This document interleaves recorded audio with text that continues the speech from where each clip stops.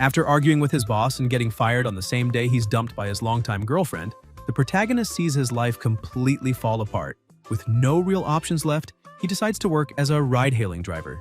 But everything changes when he gets connected to a very unusual system, a system that rewards negative reviews. That's right, the worse his ratings from passengers, the greater the rewards he receives. Money, absurd benefits, and unbelievable opportunities start appearing simply because he does the opposite of what a normal driver would do. Now, instead of trying to please customers, he begins playing a completely inverted game, exploiting this strange system to rise in life faster than ever. And without further delay, let's jump straight into the full video and see what happens next. Blue Star, Dragon Kingdom, Haicheng, Shang Financial Tower.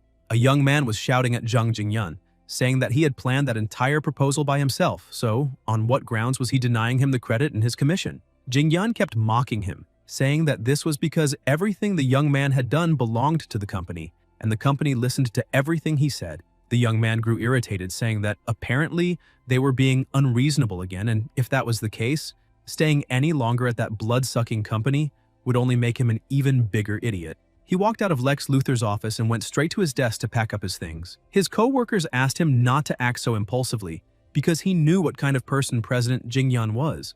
Because if he lost that job, then what would happen to the protagonist's girlfriend's paralyzed father? Yang Chen looked at the photo of himself with his girlfriend and, determined, stood up, saying that his parents had left him an apartment and a car when they passed away, and now he was planning to drive for a ride-hailing service to recover. That way, he would be able to pay the bills. He went to the parking lot, but while he was walking, he received a few messages. His girlfriend was breaking up with him, saying that he could not provide the life she deserved, and even if he worked very hard, she could barely wait for him. Because of that, she wanted to end things before new problems arose, so all they needed to do was let each other move on with their lives. Yang Chen did not expect that because there had been no signs that this could happen. He tried to call her, but the phone was already turned off. He leaned against the car, completely shaken mentally. He shouted, asking what kind of day that was because it felt like a damn streak of bad luck. However, he decided to let all of that go. He got into his car saying that those things did not matter because no matter how hard life might be, it still had to go on. Because he could not miss his pre-booked candlelight dinner, a celebration for having lost both his girlfriend and his job on the same day. As soon as he opened the app on his phone, the app told him that there was a ride available within 1 kilometer. He accepted the request and the system calculated where he needed to go. Quickly, the protagonist started driving his car to pick up his customer. A short time later, the protagonist arrived where the app had told him to go. However, he did not see anyone. He decided to call the customer, saying that he was the ride-hailing driver, and told her that he was already at the agreed pickup point, but he was not seeing her. The girl sounded surprised and said that she had just started putting foundation on her face, so she would still need at least 20 more minutes. The protagonist became a little irritated and asked why she had ordered the car so early, asking if she could not have placed the order after finishing her makeup and coming downstairs. The woman remained firm, saying that she was almost done, and said that she needed another half hour because that would already be enough time. And if he dared to cancel the ride, she would definitely report him. Yang Chen said he did not care at all and told her to go ahead and report him, because she was the one wasting time and he did not care about that. A short time later, she actually filed a complaint saying that she had never seen a driver as unprofessional as him, and asking what kind of behavior it was for a driver to lecture a passenger, and then she canceled. Suddenly, something strange began to happen and a woman appeared right in front of him. The protagonist was startled, asking what was going on there. The woman said that the host connection criteria had been detected. Preview reward system requesting binding. She asked the protagonist whether he wished to proceed. Yang Chen was completely confused, asking what was really happening inside that car because he had heard of making money through good reviews, but he had never seen anyone gain something through bad reviews. The system woman called the protagonist master and explained that as soon as the system was bound, he would receive system rewards every time he got a negative review or complaint. The reward content was random and could be money, real estate, luxury cars, or special abilities. Yang Chen became so excited about that, saying that it was basically a cheat code, so he should not avoid binding that thing to himself. The woman walked up to the protagonist and kissed him, saying that the host's binding command had been received and the system binding was underway. A short time later, she emphasized that the negative review system had been successfully installed in the host. She told him to resume his route. In addition, he needed to target eccentric or unpleasant passengers in order to receive negative reviews. However, he still needed to maintain good service for other passengers so that he could keep his driver rating and priority for ride requests. And since he had just received a complaint, the system was granting him a grand prize, 28% of the shares of the Quandao Hotel Group. making him the second largest shareholder. Now he needed to go immediately to the Kwandao Hotel, where someone would deliver the share transfer agreement to him. Yang Chen could not believe it, saying that that system was a truly great gift right after reincarnation. The system warned him that there was a new request, and the pickup point was 2 kilometers away, and the destination was the Kwandao Hotel. The protagonist thought that this request was practically tailor-made for him, because he could go to the hotel to eat and collect the share transfer documents at the same time. Quickly, he went to the pickup point and saw a woman standing there. He greeted her and asked whether she was the passenger ending in 8043. The woman said yes and got into the car. While they were on the road, the woman asked why the protagonist was peeking at her through the mirror. Yang Chen asked whether she did not know how to drive because he was not looking at her, but rather observing the road conditions behind them. But the woman kept acting defensively and asked why he was attacking her driving skills just because she had asked a question.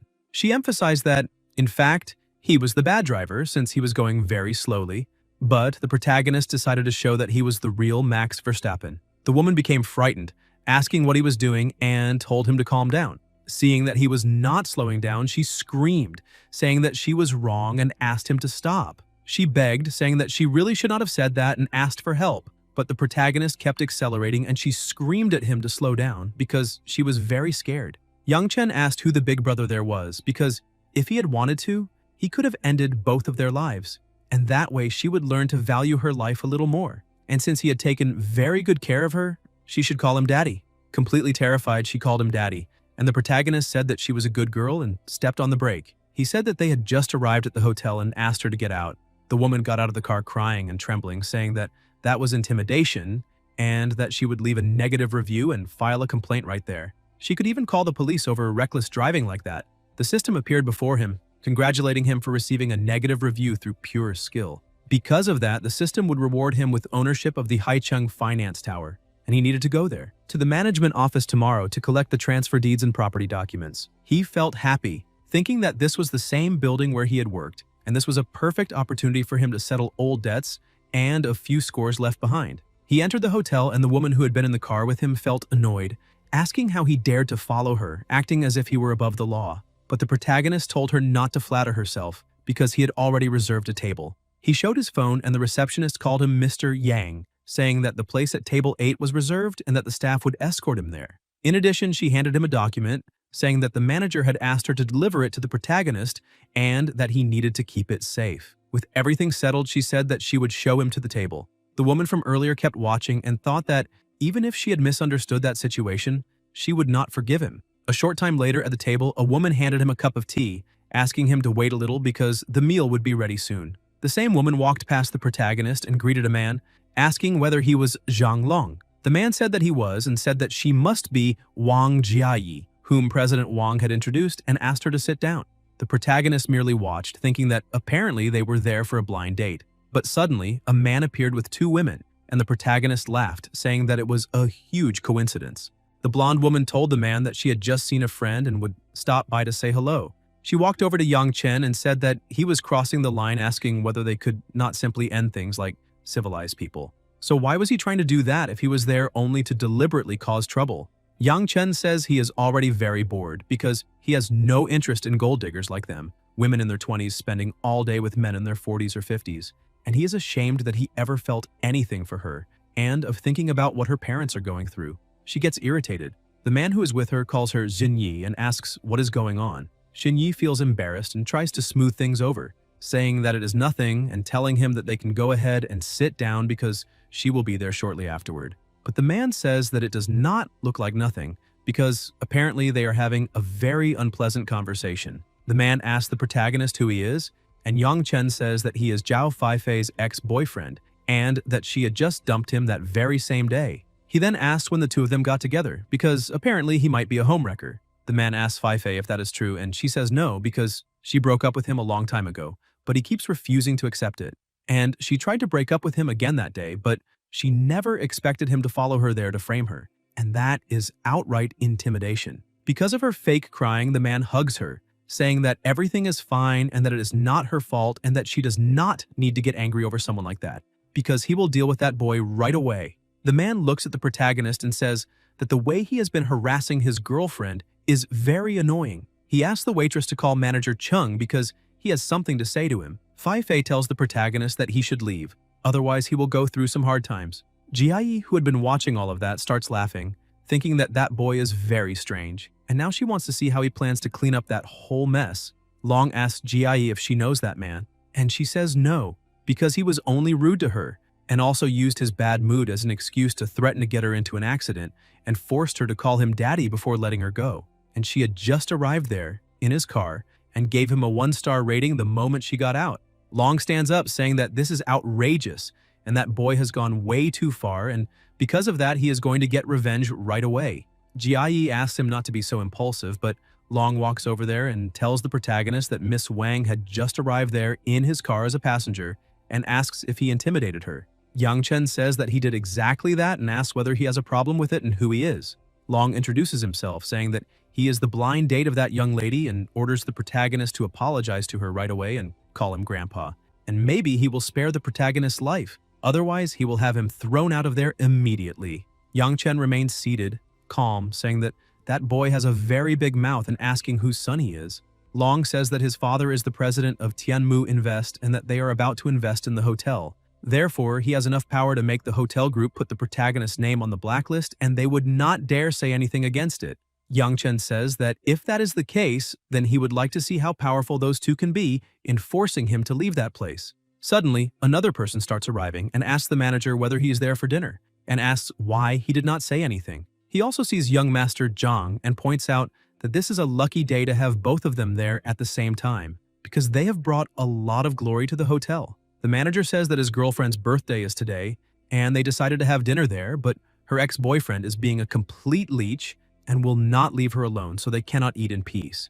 Exactly for that reason, he would like them to throw that boy out. Long says that he is also there for a blind date and that his father was the intermediary for that arrangement, and he also agrees with the manager, ordering them to throw that boy out. The blonde young man asks who is being so arrogant as to offend both of them, because he will definitely deal with it. The two of them point at the protagonist, and the blonde man cannot believe what he is seeing, because that is the new shareholder that the board of directors has just officially announced.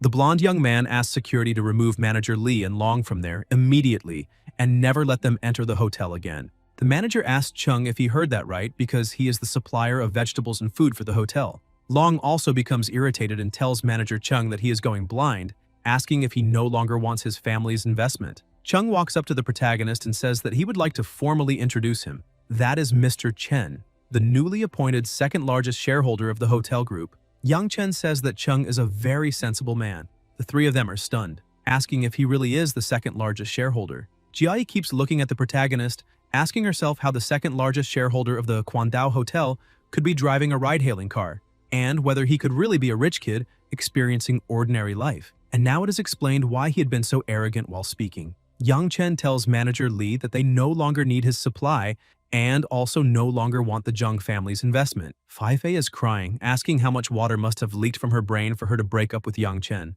She starts wondering what she should do, because it is too late to beg for his forgiveness. She throws her pride aside and drops to her knees on the floor, telling the protagonist that she was wrong and that she only let that guy hold her hand and nothing happened between them, because both her body and her soul still completely belong to Yang Chen. Xinyi turns against her friend and tells the protagonist that she is a vain, gold-digging woman and that she is worthless, asking him to look at her instead because she is completely pure. Yang Chen thinks that those two women are starting to turn on each other. Manager Li walks up to the protagonist and says that honestly, he did not know that that girl was his girlfriend, because if he had known, not even if the heavens came down would he have dared compete with someone as prosperous as the protagonist.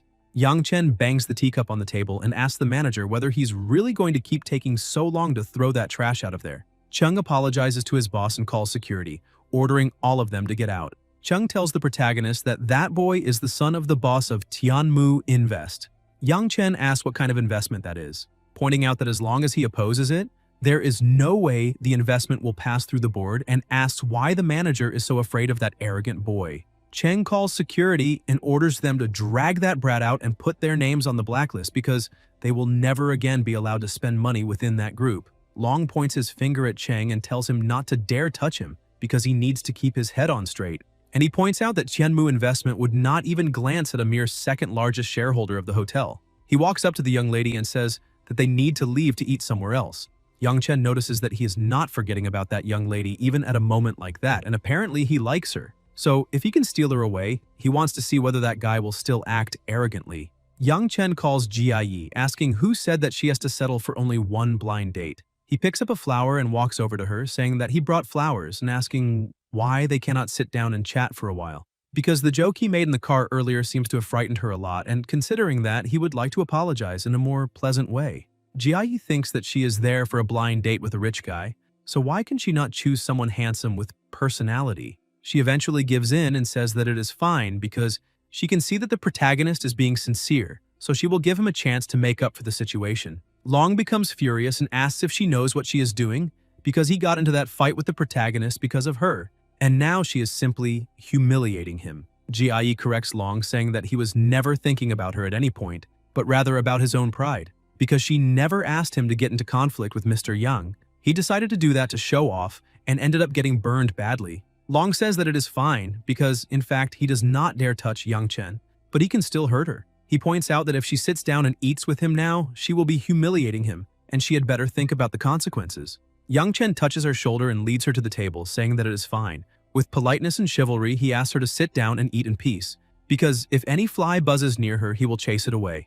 Long loses control and starts insulting the woman and tries to attack her, but the protagonist steps in front of her and grabs his arm, saying that this is very low because he is trying to hit a woman. Chung orders the security guards to act immediately and throw that trash out. While being dragged away by the guards, Long shouts that he will not let this slide because he is going to tell his father everything. Yang Chen pours her a glass of wine and offers it to her, saying that he would like to introduce himself properly, and says that his name is Yang Chen. He is very happy to be able to have dinner with her. Jia also introduces herself and says that she will remove the negative review soon because apparently they got off on the wrong foot. Yang Chen laughs and says that she does not need to remove the negative review because it is a reminder of the unique first meeting they had. So all they need to do is enjoy the moment and have a nice drink. Two other people were sitting on the other side of the restaurant. The woman wonders if that might be the arrogance of the rich because that boy had simply stolen the other guy's blind date. But the man who was with her thinks that being rich really is great because he can do whatever he wants. Jia asks the protagonist what his family does. Yang Chen explains that his parents died in an accident years ago, and now he is just a ride-hailing driver and asks what she does. Jia says that her hometown is Sioux City and that she currently works at a luxury goods store, but she wants to stay in that city, so she is there for a blind date. The protagonist smiles, saying that everyone has the right to seek a better life. There is nothing shameful about women relying on other men. Yang Chen thinks that, unlike Fei Fei and Xin Yi, Jia is being very honest and that she is not the hypocritical type. She agrees with the protagonist and offers a toast to them. After drinking a little, she turns red and asks if he knows why she had been so prejudiced against him inside that car. She explains that she had 2 blind dates that day and the first guy was doing well at the beginning, but he tried to kiss her while they were in the dark inside the movie theater. Yang Chen says that apparently she was not very interested in that other guy because if she had liked him, she definitely would not have refused a kiss. But she gets a little embarrassed, saying that this has nothing to do with liking someone or not, and asks who kisses on the first date. Because if they met again, he would have gone even further. Yang Chen says that kissing has nothing to do with how many times people meet. It is entirely about the mood and the vibe in the moment.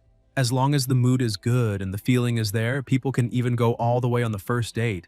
Jia remains a little embarrassed and says that she does not really believe that, asking how someone could be willing to kiss someone they had just met for the very first time. Yang Chen stands up and slowly walks toward her, and while holding her face, gives her a deep kiss. After that, he turns around and starts to leave, telling her to enjoy the meal and that after she finishes eating whatever she wants, she can just put the bill in his name because he will be going up to room 1208 to get some rest. Jia is speechless, asking if he really just kissed her, but she does not know why she did not try to pull away. A little later, while she is alone, she thinks that the protagonist mentioned the room number on purpose, and that he was probably inviting her. However, she is still very embarrassed and tries to ignore that kind of thought. Meanwhile, inside his room, Yang Chen had just gotten out of the shower and heard someone knocking on the door. He goes over there and as soon as he opens it, sees that it is her standing outside. He tries to speak to her, but she simply throws herself into his arms and kisses him, saying that she is feeling very hot. Yang Chen laughs and says that she is a little drunk. Jia runs her hand over his abdomen, saying that he has 8 abs and a perfect texture and she cannot resist that. Yang Chen picks her up in his arms and says that she was the one who started it. He kicks the door shut and throws himself onto the bed with her. The next day, the protagonist wakes up and looks to the side, asking if she has already left. But as he gets up, he notices a red stain on the mattress and asks if that could be blood. He notices that there is something on the table, a little money with a note. As soon as he reads the note, he realizes that it says that he did very well last night and she was very satisfied, and that the 3,000 yuan on the table is the service fee. She asks him to use that to recharge his batteries. In addition, she asks him not to go out partying that month so that he can save his energy, because when she gets her salary, she will come back again to book another night with him. The protagonist laughs and thinks that that woman is very interesting. A little later, he goes to the Haishang Financial Tower, which is his old workplace, and tells the receptionist that he is there to pick up some things and introduces himself. The young man runs up to the protagonist and says that his name is Chen Zichao, the manager of the building's management office. He asks the protagonist to wait there for a moment because he will go get them immediately. The women who were there say that the new boss is very young and is probably just a rich kid. The other wonders whether he is going to start by firing people or restructuring everything. A little later, Zichao returns with an envelope and says that all the items are inside. He asks Yang Chen to feel free to check them, and if there is any problem, he can just let him know immediately, and he will resolve whatever is necessary. The protagonist says that there is no need, because he trusts that manager Zichao is an honest man who would not touch other people's things. However, he will still have to keep bothering the others a little so that they can continue managing the financial tower. Zichao laughs and says that the protagonist is a very kind person. He calls the other two girls over to greet the new boss. They bow and greet him, but the protagonist says that there is no need for formalities and asks them to go back to work. He asks Zichao to give him a report on the lease situation from 1506 to 1508. Zichao quickly gets the report and says that the rental information he requested is there, and the tenant's name is Jingyan, and the contract expires at the end of that month. The protagonist says that their lease is almost over and that he would like to go visit them. While they are in the elevator, the manager's phone rings and he tells the protagonist that a client scheduled a call for that day to ask about the rent. He asks if he can answer the call before going in. Yang Chen says that it is fine and asks the manager to answer his call because he will go ahead first. A little later, he enters the advertising office and says that apparently everyone is busy. His former co-workers are surprised to see him and ask why he is back. One of his co-workers asks why he gave up and wonders whether he wants him to beg the boss to consider hiring him. But the protagonist refuses. Yang Chen shouts that he is there for his payment and asks where Jingyan is, telling them to bring him out immediately. Jingyan appears and asks the protagonist why he is shouting and where he thinks he is, as if it were a place where he can simply walk in and start yelling. Yang Chen looks at his former boss and says that apparently he really has lost his mind because he thought he would not dare show his face. He asks whether the commission his former boss owes him is already prepared. Jingyan says that if he wants the commission, that is fine, but he has to apologize and come back to work obediently. And he offers a new contract because for each month that he manages to close at least one deal, he will receive 10,000. Yang Chen asks him to stop talking so close like that because the smell is not very pleasant. Besides, he had clearly promised a 20% commission as soon as the project was successful, and he did not mention any other condition. Jingyan starts laughing and asks where the proof is because he needs evidence. It is not enough just to say that the other person said something, because that does not mean it happened. Because if that is the case, he can also say that the protagonist had promised to work for him for free without asking for a single cent. Yang Chen points out that everyone inside that company heard the agreement, so the proof is in each person's heart. Jingyan asks everyone to say whether anyone heard him say that he would give a 20% commission. One of the people says no and says that the protagonist probably heard it wrong. Yang Chen looks at everyone and asks if they know that what he is today is what they will be tomorrow. Another man arrives and tells the protagonist that the boss is showing extra mercy and he should thank him and go back to work. Jingyan says that is exactly right and points out that he appreciates the protagonist as a talent, and that is his only chance, so he does not need to be ungrateful. He tells the protagonist to go back to his desk and do his work because he still has to go downstairs and discuss the lease renewal with the administration, asking whether he has any idea how hard it is for an owner like him to feed so many employees.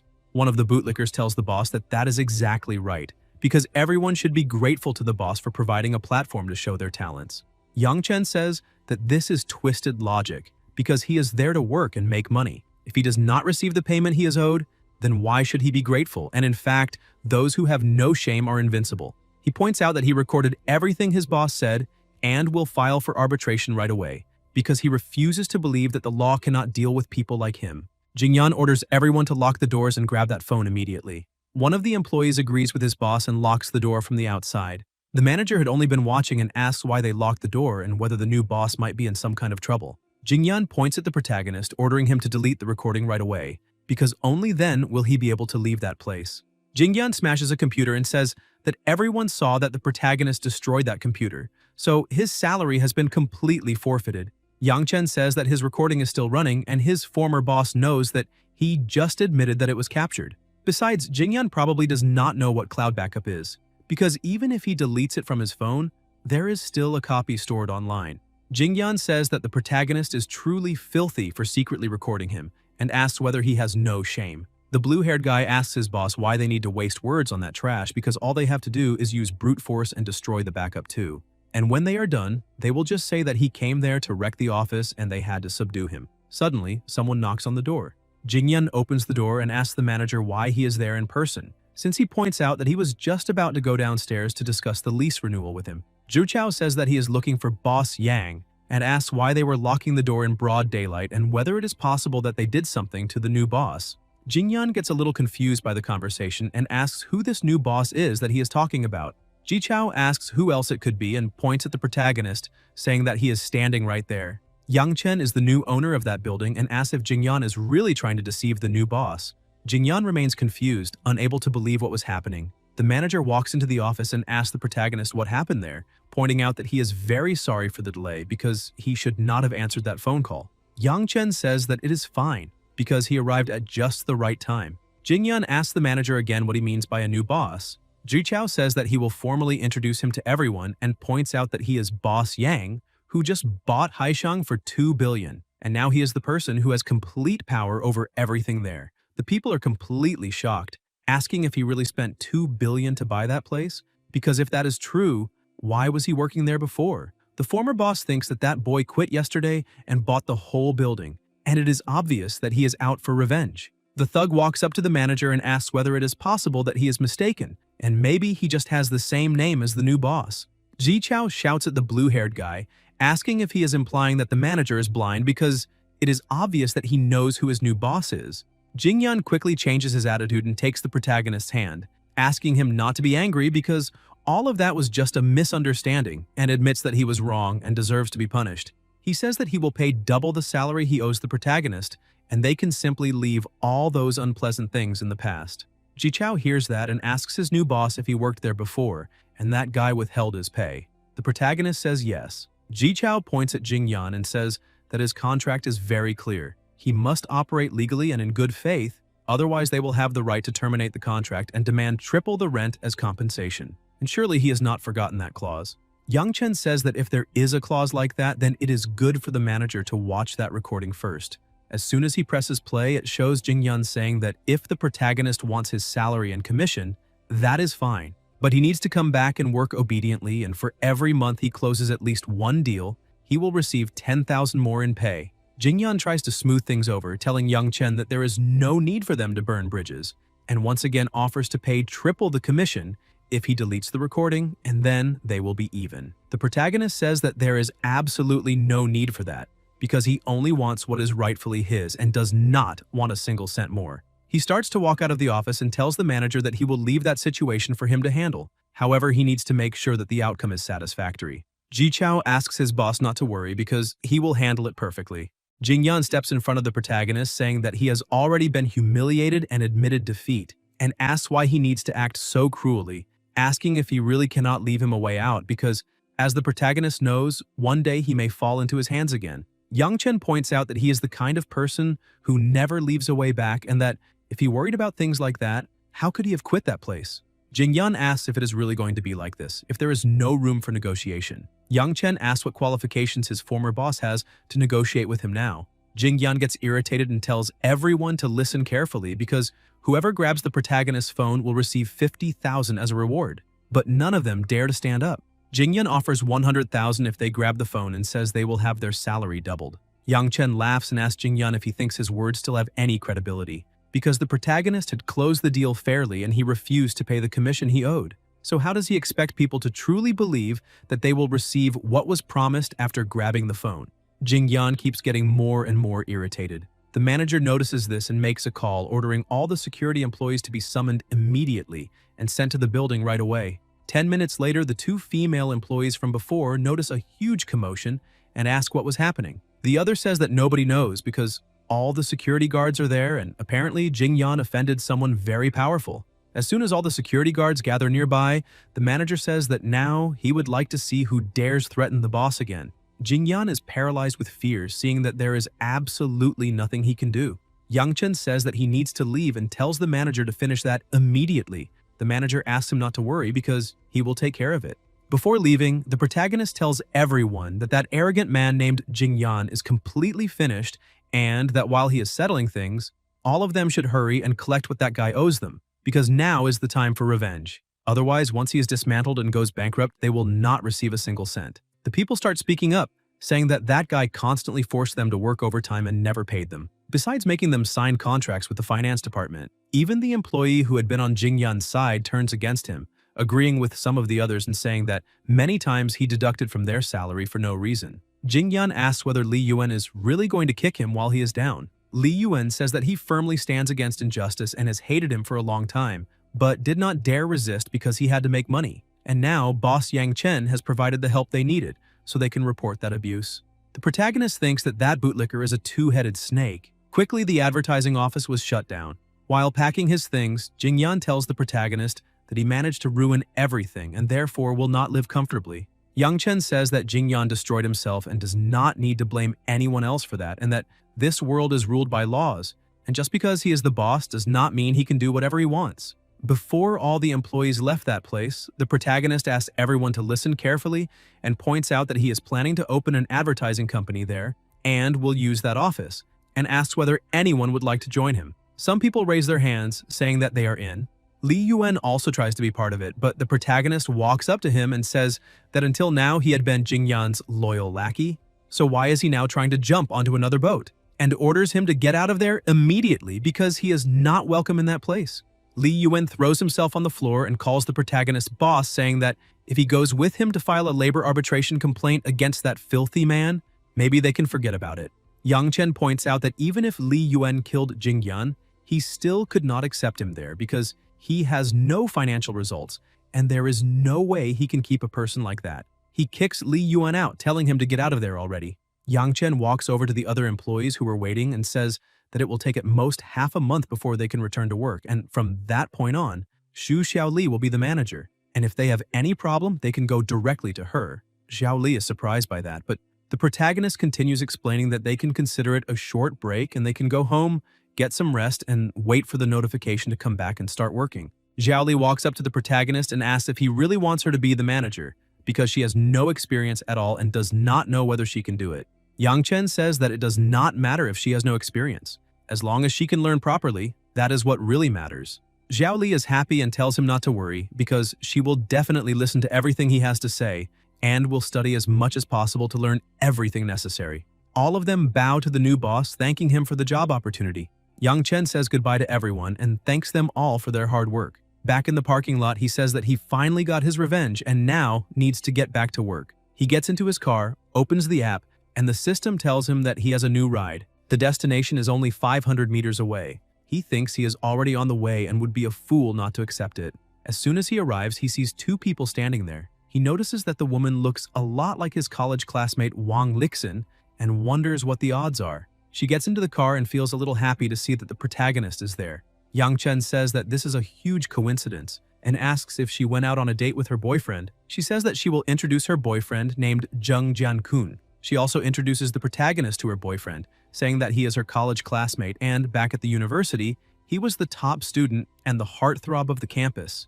Jiankun asks if that boy really was that popular with girls. Lixin says yes, and that so many girls liked him. But it is a pity that he already had a girlfriend. She asks the protagonist whether the two of them have already broken up, but then realizes that was impolite and apologizes, because what she actually meant was how far they had managed to progress, because they are probably already close to getting married. The protagonist steps on the brake and says that they broke up. Lixin says that is a pity, because back then the protagonist rejected a lot of girls and now he is probably regretting it.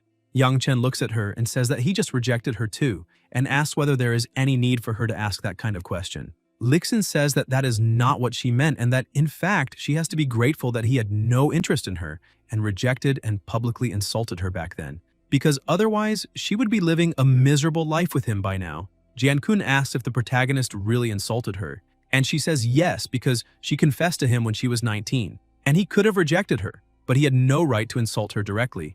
Yang Chen says that it has been a very long time, and he cannot remember what he said back then, and if he really did say it, it was in the heat of the moment, and because of that he apologizes. Jian-kun touches the protagonist on the shoulder and says that he really noticed that apology was sincere, and points out that his company is hiring an employee to serve tea and pour clean water. And he asks why he does not stop driving for a ride-hailing app and go work at his company. Lixin says that this is excellent because her boyfriend is the planning department manager at Haeyun Advertising, and if the protagonist wants to work there, she can ask her boyfriend to take care of him. Yang Chen refuses, saying that he thinks driving is going very well because he does not need an office job. He begins to roll down the window and she asks why he is doing that, telling him to close the window and turn on the air conditioner because she is sweating a lot. Yang Chen points out that the platform does not require air conditioning, and if she wants it, that is not impossible. She just has to say something nice, and he might be in a good enough mood to turn on the air for her. Jian-kun gets irritated and asks what the protagonist just said, because if it were not for the fact that he is a college classmate, he would have already hit him. He orders him to turn on the air immediately, because if he is forced to use his hands, it will not end well. Lixin asks her boyfriend to control himself and not do anything reckless because the protagonist is driving the car at the moment. She tries to persuade him to turn on the air, saying that they are classmates and he could easily turn on the air conditioner, and she would act as if nothing had happened. Otherwise, she will definitely leave a negative review and file a complaint. Yang Chen tells her not to think he will be scared by a negative review, because if she does not want to stay inside the car, she can simply get out. Jian-kun thinks that was the last straw and becomes extremely irritated, ordering him to stop the car immediately. The protagonist stops and the two of them get out. He walks to the door and starts kicking the car, ordering the protagonist to get out right away. Yang Chen laughs and says that he will not get out because that day is very hot and the two of them can stay there and enjoy the summer sun. He accelerates the car and leaves the two of them behind. Jian-kun tries to run after the car, but obviously that is a foolish idea, and he cannot do absolutely anything. Lixin walks up to her boyfriend and asks where they are. He says that this is the bridge that crosses the river, and he does not think she has permission to be there. She asks what they're going to do.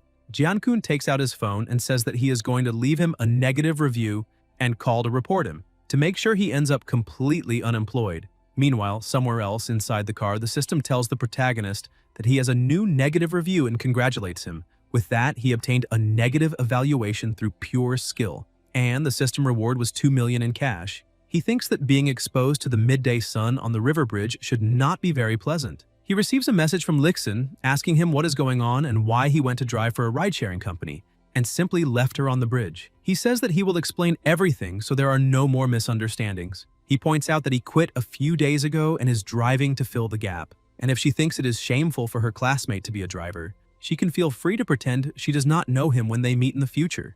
In addition, he states that he will download the car recording and send it to customer service for review, and will also post it in the group for everyone to hear. As soon as he posts the recording in the group, people ask Lixin what that has to do with her, because she is clearly looking down on the protagonist for driving and is now trying to humiliate him or play the victim while acting superior. Meanwhile, still on the bridge, Lixin gets irritated, saying that the protagonist posted the recording in the school class group and now everyone is blaming her. Jian-kun gets very angry, saying that he's going to kill that guy over it. He tells her to send a message saying that she will offer a dinner at Baoking restaurant that Sunday to apologize and lure him there, because that way he can make the protagonist lose face in front of the whole class. She becomes happy, saying that he is very smart and that she will distract him while he does all of that. Yang Chen sees that in the group and says that this is not an apology dinner but a trap, and that depends on whether he feels like showing up that day or not. Suddenly it starts raining and he thinks that nature really is on his side, since Lixin and Jian-kun are going to spend quite a while on that bridge.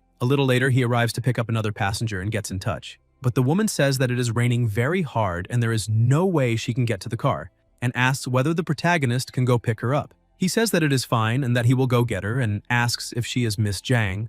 But the woman says that there is a lot of water on the ground and she cannot walk through that water, asking whether the protagonist could carry her. Yang Chen apologizes and says that unless she has some kind of mobility issue, he does not provide that kind of service. She asks the driver to look at her new shoes and points out that the ground is covered in water, asking what the problem is with him carrying her, because many people would kill for the chance to carry her in their arms. Yang Chen remains firm and offers her the umbrella, apologizing, and states again that he does not provide that service. At most, he can lend her the umbrella so she can walk to the car by herself. She gets a little annoyed by the situation, but eventually accepts the umbrella and walks to the car. As soon as she gets into the car, she keeps acting arrogantly, telling him to drive already because she has already been very unlucky, and if he keeps being unpleasant, she will report him. Young Chen asks her to fasten her seatbelt because they are heading to the garden.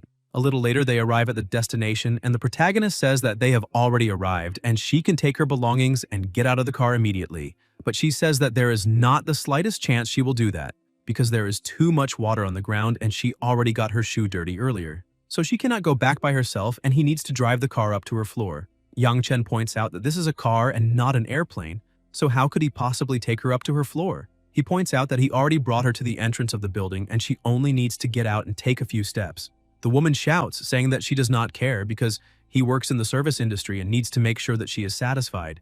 And at the moment, she is extremely dissatisfied with everything he has done. She is going to report him because she is calling to file a complaint right away. Young Chen says that is fine and tells her to get out of the car while she reports him, but the woman refuses, saying that she will not get out until he takes her up to her floor. Young Chen takes the car key and grabs the umbrella, saying that she can stay in there as long as she wants. She gets out of the car and he says goodbye to her, saying that he is going to get a snack now. The woman, soaking wet, gets irritated and says that she is going to file a complaint right now. But while she's walking in the rain, she notices that the car is coming toward her. The protagonist drives past, speeding up and splashing water on her. Inside the car, he keeps laughing, saying that the forest is big enough to shelter all kinds of birds, and with enough people around, he will definitely run into some strange ones. And he notices that he was already out of tea leaves. The system woman appears once again, congratulating him and saying that he successfully obtained a negative review and a complaint. As a system reward, he received 50 grams of tea leaves from the mother tree of Hong Pao. He only needs to open the trunk to claim his reward. Young Chen says that that system really is very useful, but asks her whether she is really going to brag about a mere 50 grams.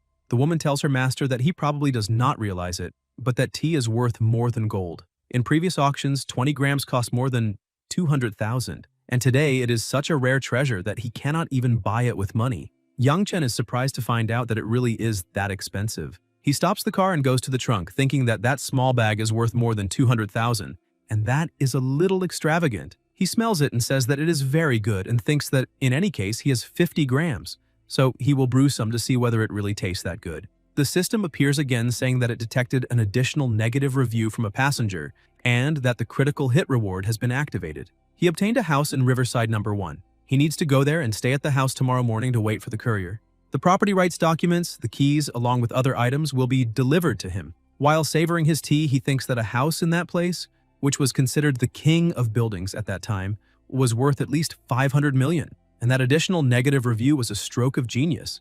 And the taste of that tea is truly excellent. He gets ready to leave and sees a woman approaching the car. She gets into the car and the protagonist asks what she thinks she is doing. The woman tells him to just drive and says that the money will be entirely his. But the protagonist apologizes and explains that this is not a taxi but a ride-sharing service, and she needs to book through the app, so he has to ask her to get out of the car. But the woman says that she already told him to drive and asks what is so problematic and why all that talking, pointing out that she is going in that car whether he likes it or not. A man starts approaching and knocks on the window, asking the protagonist to open the door. The woman tells him not to dare because if he opens that door, she will bite the protagonist.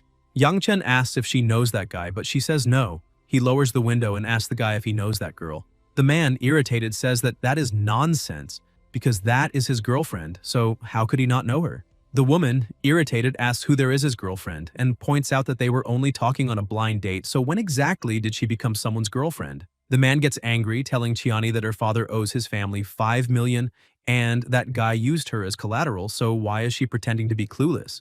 He tells her to get out because he already booked the hotel room and does not want to ruin his mood. Chiani asks whether the protagonist just heard that whole story because they are not in a relationship, and if she is handed over to that guy, he will force her to do things she does not want, and that will make the protagonist an accomplice. The man shouts, telling Young Chen that this has nothing to do with him, and asks him not to interfere in other people's business.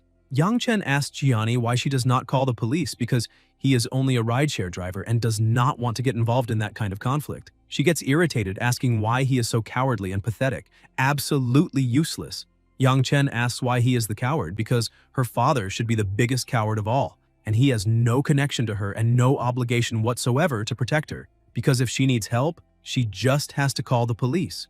The man runs to the other side of the car and starts cursing at the woman, trying to open the door. She screams desperately, asking the protagonist to get out of there, begging him to have pity on her and try to save her. Yang Chen keeps telling her to call the police since she had been acting so arrogantly earlier. She points out that she really does want to call the police, but even if they went to the station, her family has no money to pay the debt. The man manages to open the door and says that she is a very ungrateful girl, so he is going to use her right there in the car. He asks the protagonist to open the back door and let him in, because they can go to a suburb and the two of them can have fun. Yang Chen simply starts the car. The man asks what he thinks he is doing, because if he takes that girl away, he will destroy Haicheng just to find him and kill him. He says that his name is Zheng Hengji, the young master of the Yaowu group. The protagonist simply steps on the accelerator, saying that it does not matter what company that idiot is from. He speeds up and leaves the man behind.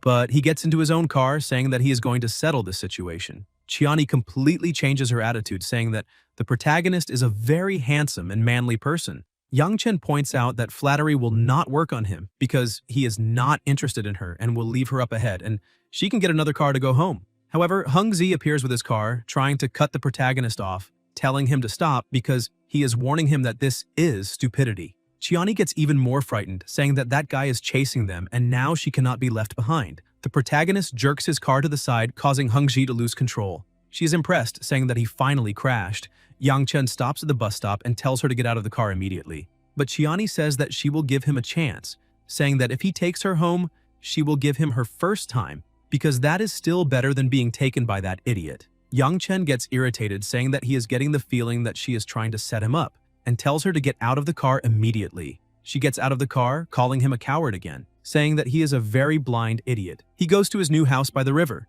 and a man approaches with some documents, asking if he is Mr. Yang, because the property deed, the transaction contract, along with the key, are all there. And he will accompany him to the house later, and they will take care of parking the car for the protagonist. As soon as he enters the house, he says that it is great because everything is already ready and all he needs to do now is bring a few clothes. And suddenly his cell phone starts ringing.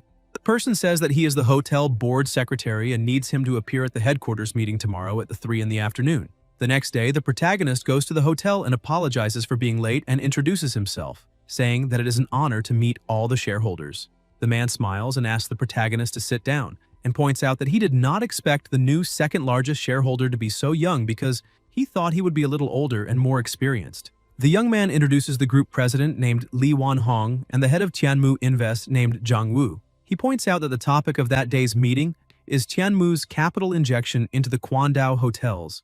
The protagonist thinks that that company belongs to that young man who went on the blind date with Jie. The hotel president says that now everyone has been introduced and they will get straight to the point. He points out that he heard what happened between the protagonist and Zhang Wu's son, and since they are there, they can talk about it. Zhang Wu says that that boy is just an ignorant young man and hopes that Yang Chen will not take him so seriously. The protagonist says that it is not quite the way Zhang Wu is describing it because his son was acting quite lofty and powerful not long ago. And he asks whether the president really thinks that a simple request for him not to mind it will make everything okay, because that would turn him into a teenage mutant ninja turtle. Wan Hong steps into the discussion and says that for everyone's sake, Zhang Wu should swallow a little of his pride because if all of them fail, they can make his son apologize. But Zhang Wu starts getting irritated, saying that his son did nothing wrong because if his girlfriend is being bullied, he should be allowed to defend her. Yang Chen asks Wan Hong whether there is anything else on the meeting agenda besides the investment. The president says there is not. The protagonist stands up and says that he wants to make his position very clear. He points out that he does not approve of Tianmu investing in the Quandao Group. He adds that he has other matters to deal with and is leaving. They try to ask the protagonist to think it over a little, but he simply walks out and shuts the door. Zhang Wu becomes even more irritated, saying that that boy is very arrogant because he is bringing money to invest in the hotels and they should be flattering him. But apparently the one who looks like he is begging is himself. Wan Hong asks Zhang Wu not to get angry because young people tend to have a bit of a temper, and because of that, he will have to speak with the protagonist a little later. He suggests that President Zhang Wu do the same with his son, because if a simple apology can solve the problem, then why can they not do that? Zhang Wu ends up agreeing and says that he will talk to his son and ask them to adjourn the meeting for now. As soon as he arrives at the parking lot, Heng Ji appears, saying that he finally managed to find him and, with a bunch of people behind him, says that he probably did not think that could happen. The protagonist asks how he was found there, and Hung-ji says that he had already warned him the day before because if he took that girl away, he would tear the city apart to find him. The protagonist gets ready and asks if he wants to fight, but Hung-ji says that for now, he is not in a hurry because he will definitely win, and right now he only intends to destroy that car on impulse. The protagonist records all of that action, and Hung-ji says that he does not need to record it because he can cover the property damage and settle it through legal channels, which will leave the protagonist stranded for at least half a year or more. And he asks how he will make a living without being able to drive that stupid car. Suddenly, a red car appears. Chiani gets out from inside, thinking that the world is very small. She argues with Hung-ji, asking if he has lost his mind. She asks why he smashed the protagonist's car, because she had promised to spend that night with him, and asks if he thinks that is fun. Hung-ji says that it is very fun and actually downright hilarious, because he only wanted to destroy the protagonist's livelihood, and asks what she thinks is wrong with that. He asks if she feels sorry for that poor boy, because apparently she is really interested in a ride-hailing driver, and that is pathetic. Chiani says that her family owes his family money, and as long as they pay it back, he will never see her again. Long approaches the protagonist. He says that that guy looks like a complete thug and asks what he did to offend that man. Yang-chen says that it is a long story and asks why he is there after the investment meeting has already ended. Long shows that he had been slapped and says that all of that is the protagonist's fault. His father made him come there to apologize, otherwise Yang-chen would not agree to his family's investment. Yang-chen laughs and asks his new friend whether his family is really very rich. Long says yes and points out that his family has a total of 1 billion in assets. Yang-chen points at Hung-ji and asks if he knows that guy. Long says yes because his family's company has stakes in several real estate ventures belonging to that man. Yang-chen starts laughing and asks if he really wants to wipe the slate clean between the two of them without having to apologize. Long asks if he is suggesting that he can calm that situation down. The protagonist points out that he is very smart and because of that they can make a deal. He says that if Long settles Chiani's family debt, then he will agree to an investment in the hotel group. Long asks why the protagonist does not offer money to that woman's family himself, since he has a 28% stake in the hotel group, and that is valued at 3 billion, so 50 million for him should be absolutely nothing. Yang-chen points at his broken car, saying that he is still driving a ride-sharing service, and asks whether he cannot understand what that means. Long asks if he is from some family, but the protagonist interrupts him, asking for silence. Long understands the situation and says that he gets it, telling the protagonist to have that girl's father bring people to his family company's office before 9 in the morning to discuss the details. Yang-chen walks up to Chiani, saying that she can tell her father to bring some people to Tianmu Invest before 9 in the morning to discuss the loan. President Zhang has already agreed, and if she agrees, she can discuss the matter herself. Chiani jumps on the protagonist, saying that she is willing, and apparently he finally woke up,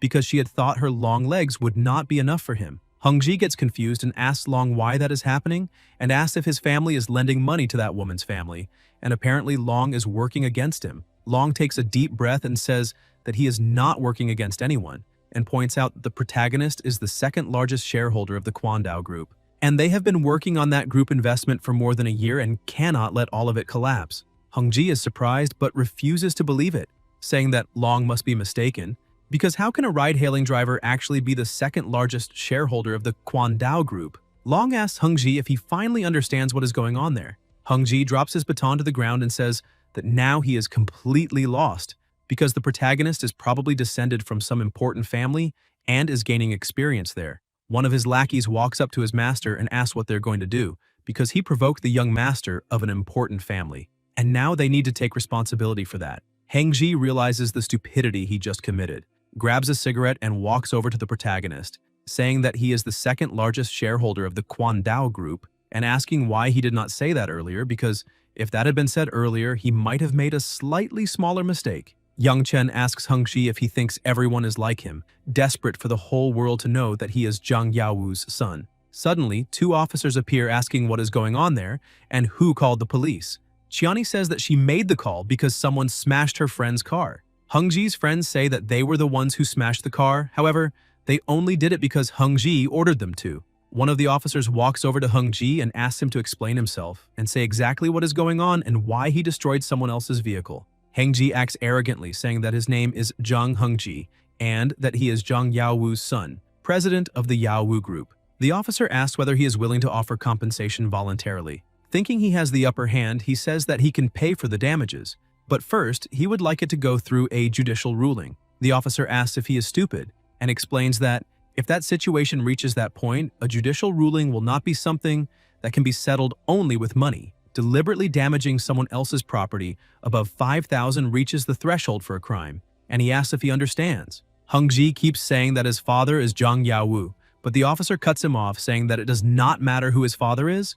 Deliberately damaging someone else's property is a criminal act, and he had better think carefully about how he is going to resolve that situation. Hung-ji says that they just need to issue a fine, because he is willing to voluntarily pay for that guy's car. It is not as if he does not have money for that. He asks if 100,000 is enough. The protagonist asked when he ever said that he accepted a private settlement, because he is going to let the court decide that. Hung-ji raises the amount to 200,000 and points out that that old car is worth around 10,000, and because of that, he does not need to be so greedy. Young Chen points out that this is not just about money, because he is seeking justice. Hung-ji takes a deep breath and keeps mocking, saying that will not scare him because they will file the case, and it does not matter if he ends up with a criminal record because he does not need to look for a job, he just has to wait to inherit his father's family fortune. The officers ask him to stop acting so arrogantly and begin taking him away. Sometime later, one of the police officers brings Hung-ji's father to try to negotiate with the protagonist.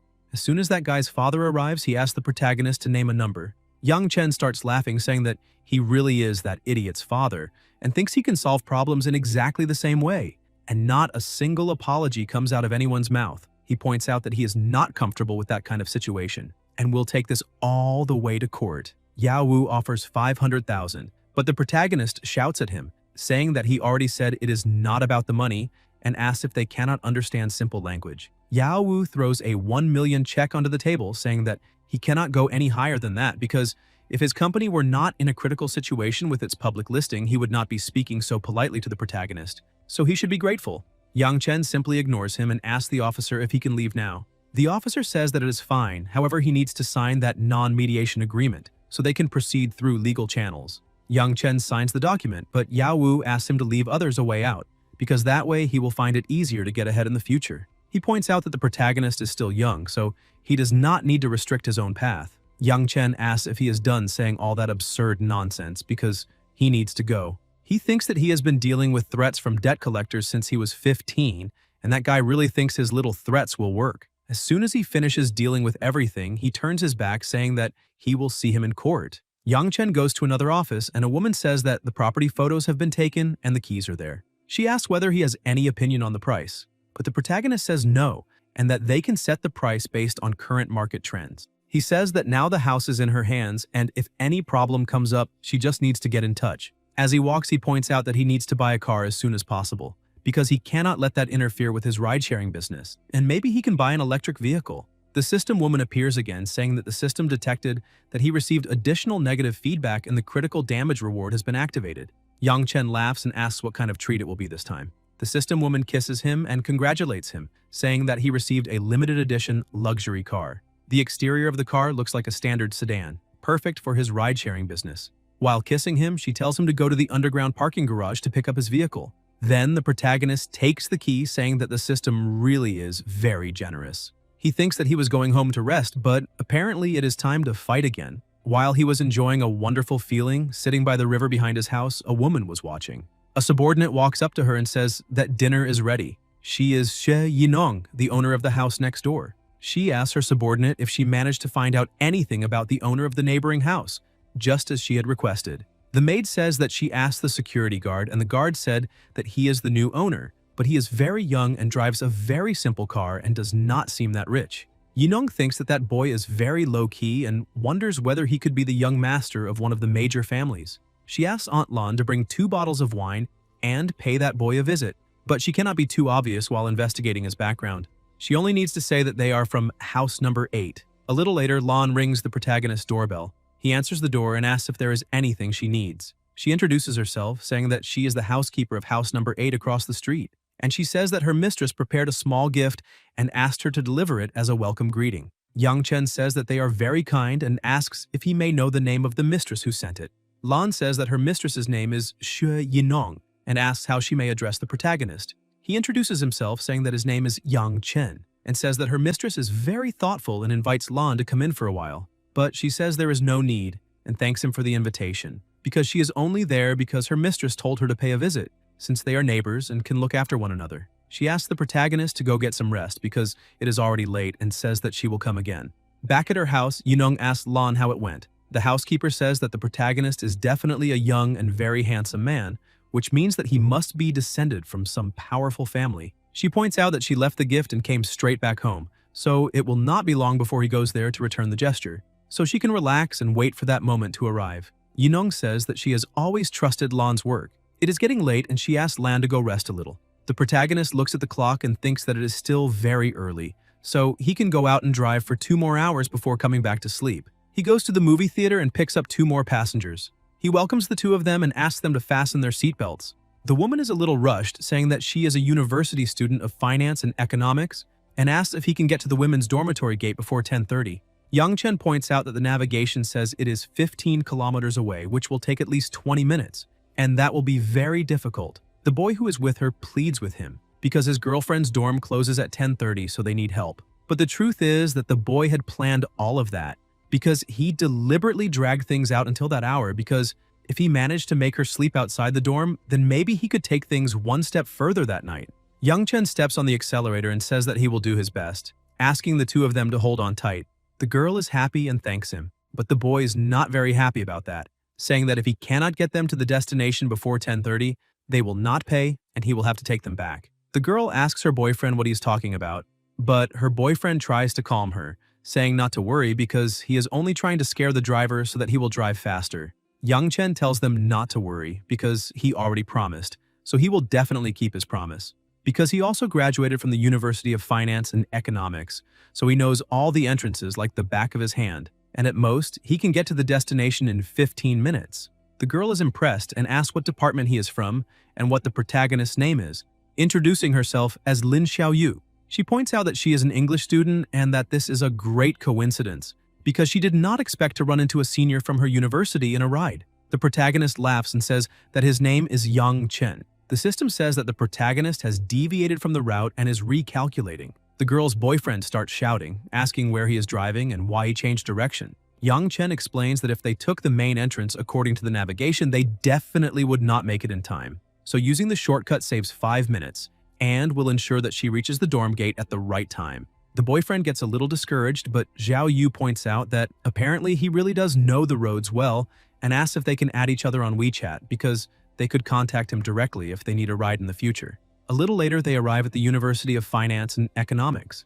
She gets out of the car and waves to the woman who is closing the door, saying that she is already coming. Xiao Yu thanks him for the ride and for being so helpful that she arrived on time. Yang Chen looks at the boyfriend who stayed inside the car and asks if he is also getting out there. But the boy only smiles, saying that he will reorder the route and he can simply accept it and continue the request. Suddenly, an unread message appears and the system says that he has a new negative review. Yang Chen thinks that was the only ride he took that night, and it must have been that guy in the back who gave him a bad rating. The system congratulates him and says that he has mastered practical Baji Quan, effective immediately. The protagonist thinks that he managed to gain some power. Yang Chen looks back and asks the boyfriend what that means, because he managed to get his girlfriend to the dorm on time. So why did he leave a negative review, asking if he did something wrong? And if that happened, he could have simply said so instead of leaving a bad rating. The boy keeps laughing and tells the protagonist to drive properly and not get distracted, because he will explain everything when they arrive. Sometime later, they arrive at the destination and the protagonist says that they have reached the final route and asks the boy if he can explain the reason for the bad rating. The boy sends a message saying that now they can come. Some boys surround the car telling the protagonist to get out immediately. But Yang Chen remains a little confused and asks what the problem is. The boy says that he spent the entire day drinking and having dinner with that girl on purpose, trying to drag things out until the last 15 minutes just to take her to a hotel. And the protagonist could have simply said that there was no time to get her to the dorm, but instead, he took a shortcut and brought her back. Yang Chen remains confused, saying that the 2 of them are dating, so why would he worry about just one night? Besides, it was the boyfriend himself who encouraged him to drive faster when they got into the car, so how could he possibly know what he was really trying to do?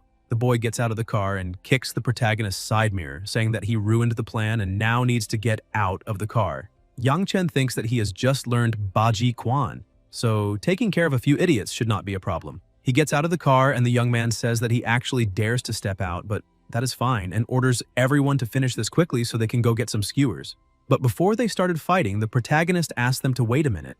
The boy asks if he is scared because if that is what is happening, he just needs to kneel and apologize and maybe they will spare his life. After all, they are still waiting to go eat skewers, so they cannot waste time. Yang Chen says that there is a camera at the entrance and it would not be good if the surveillance camera caught them beating him up. So it would be better if they went somewhere dark to fight. Once it is over, he will leave and there will be no evidence. The young man says that the protagonist is indeed a very sensible guy. They go into an alley and screams are heard. A short time later, Yang Chen is standing inside the alley without a single scratch, while everyone else is lying on the ground. The bald man gets up and asks Zhao Zhengyu who exactly he provoked, because they did not even manage to throw a single punch before getting knocked out. He says that Zhengyu needs to take responsibility for this, so he will cover all the medical expenses, because this hurts a lot since that guy hit them very hard. Zhengyu, with his whole face bruised, says that there was no way for him to know that Guy was a trained fighter. Besides, his chest also hurts a lot and it feels like he broke a few ribs.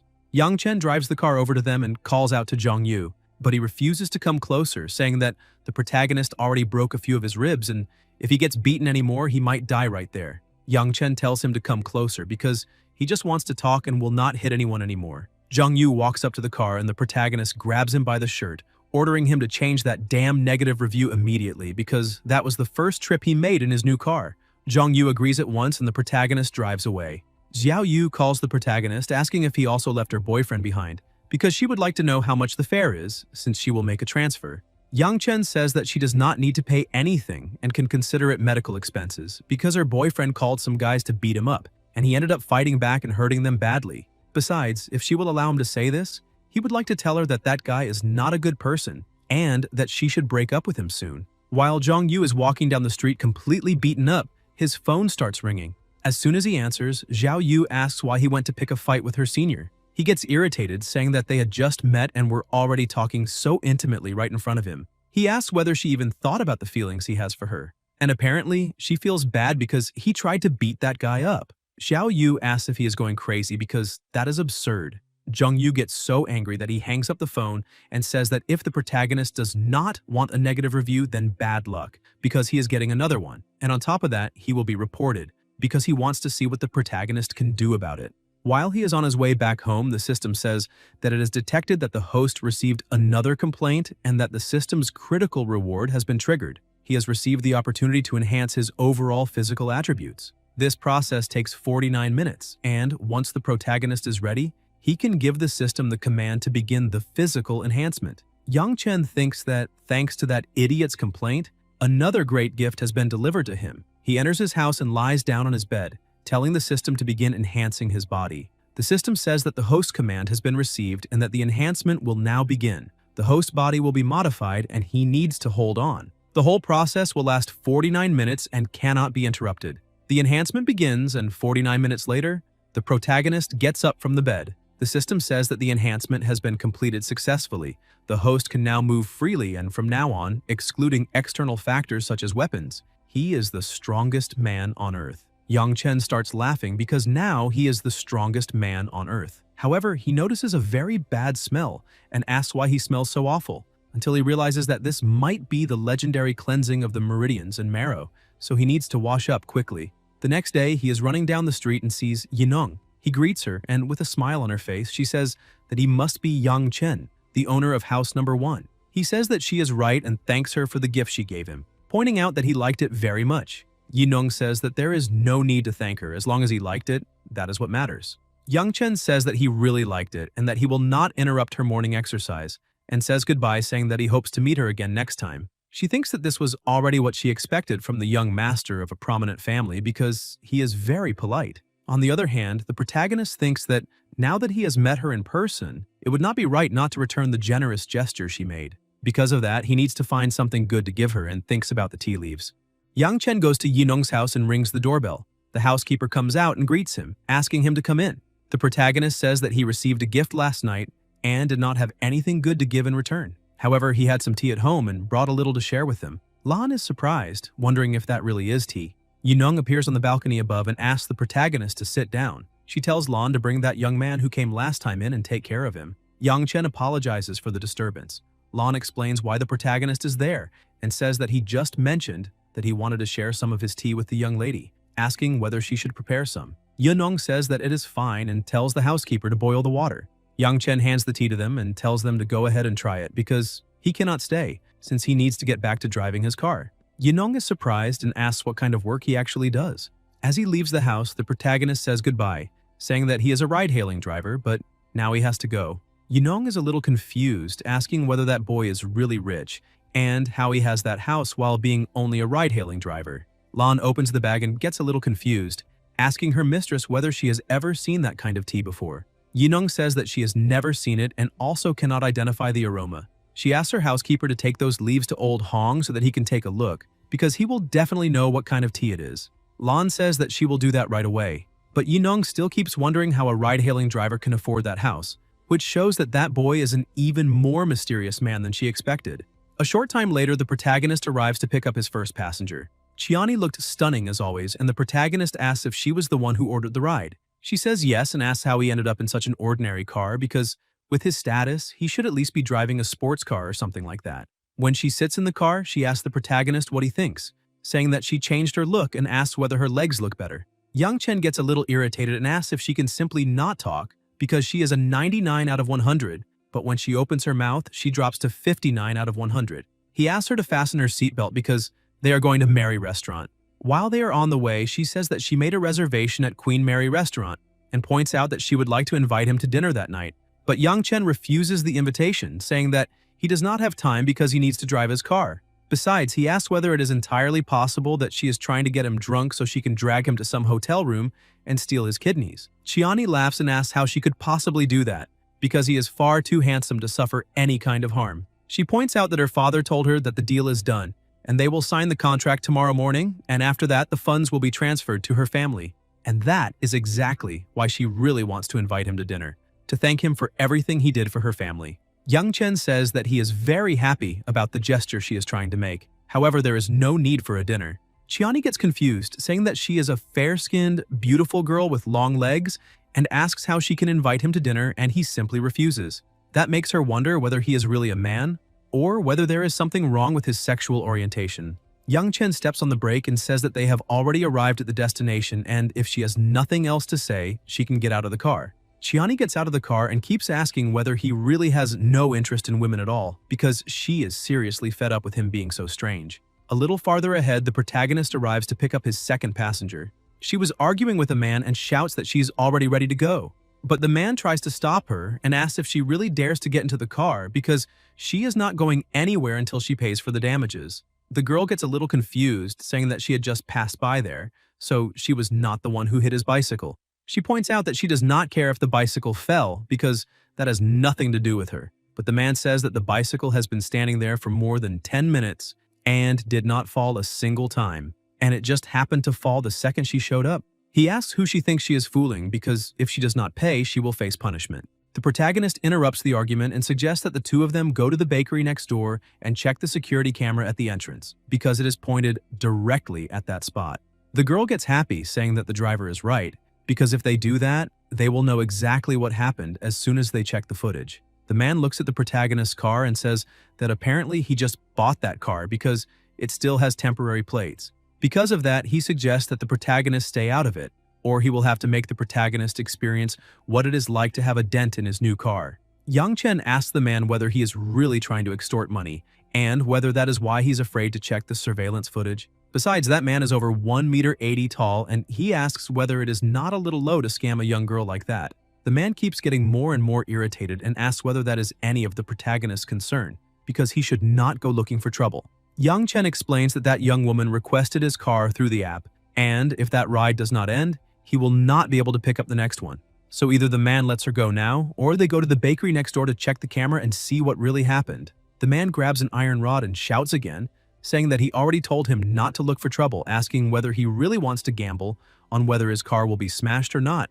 Yang Chen simply steps aside and says that if the man can afford the damages, he can go right ahead because that will not be a problem. The man starts laughing, saying that it is only an ordinary sedan and his car is worth 2 of that protagonist's car, and there would still be enough left over to pay for gas. The man asks who the protagonist thinks he's talking to. Yang Chen says that if that really is true, then he can go over to the car and smash it, and asks why he is only talking and not hitting it already. The man gets ready to strike, asking whether the protagonist really does not believe he can do it. The girl tries to stop him, saying that he should not drag another person into that argument. But Yang Chen takes the girl's hand and pulls her into his arms, saying that she should not interfere because he already sent a few guys to prison, so he does not mind sending one more. The girl blushes a little and apologizes, saying that she caused a bit of trouble. Yang Chen tells her not to worry because she can look at this occasion as a way of ridding the world of a plague. He keeps provoking the man, asking if he has eaten and whether he needs some borrowed muscles to get the job done. The man walks over to the car, saying that if he does not smash that car today, he will not even be able to look at himself in the mirror. However, before hitting the car, he notices something and becomes surprised, thinking that he needs to be grateful for having such a sharp eye and seeing those letters. Otherwise, if he had hit the car, he would have lost more than 100,000. The protagonist is surprised and asks what he is looking at, telling him to hit the car. But the man drops the rod and starts changing his attitude, calling the protagonist friend and saying that this was only a misunderstanding, because apparently the wind knocked the shared bicycle over onto his car, and that has nothing to do with that young lady. So she can get in the car and leave, and he really would like to apologize for all of that. But the protagonist remains confused, asking what is wrong, because that guy said he would not be able to look at himself in the mirror if he did not smash that car. The man keeps smiling, saying that this is all his fault, and asks the young lady and the protagonist to get in the car, because they cannot stay there wasting too much time, since time is very precious. Yang Chen ends up agreeing with the man and asks the young lady to get into the car. As soon as they get into the car, she thanks the protagonist once again, saying that if it were not for him, she would have been in serious trouble. Yang Chen asks her not to mention it because it is all a matter of fate, since if she had not called his car, then he would have had no way to help her. The girl, still confused, asks why that idiot, who had been acting so arrogantly, suddenly became so polite to the protagonist. Yang Chen laughs and says that he does not know the reason, and that maybe it is because his conscience finally kicked in. A little later, they arrive at the destination, and the girl, very happy, asks what she should call the protagonist, saying that her name is Zhao Yun. The protagonist tells her not to worry about his name and asks her to go enjoy herself with her classmates. She says that if that is the case, then they can add each other on WeChat, and next time she needs a ride, she can contact him directly. The protagonist agrees to that and adds her. Right after that, he drives away in his car. He thinks that he is a little hungry now and needs to go eat something. He goes to a restaurant and calls the waitress over, saying that he would like to place an order. As soon as he sits down at the table, he receives a message and wonders whether that girl is trying to play with him. He asks the waitress to check the situation in private room 302 because he has a classmate who went in there and still has not come out.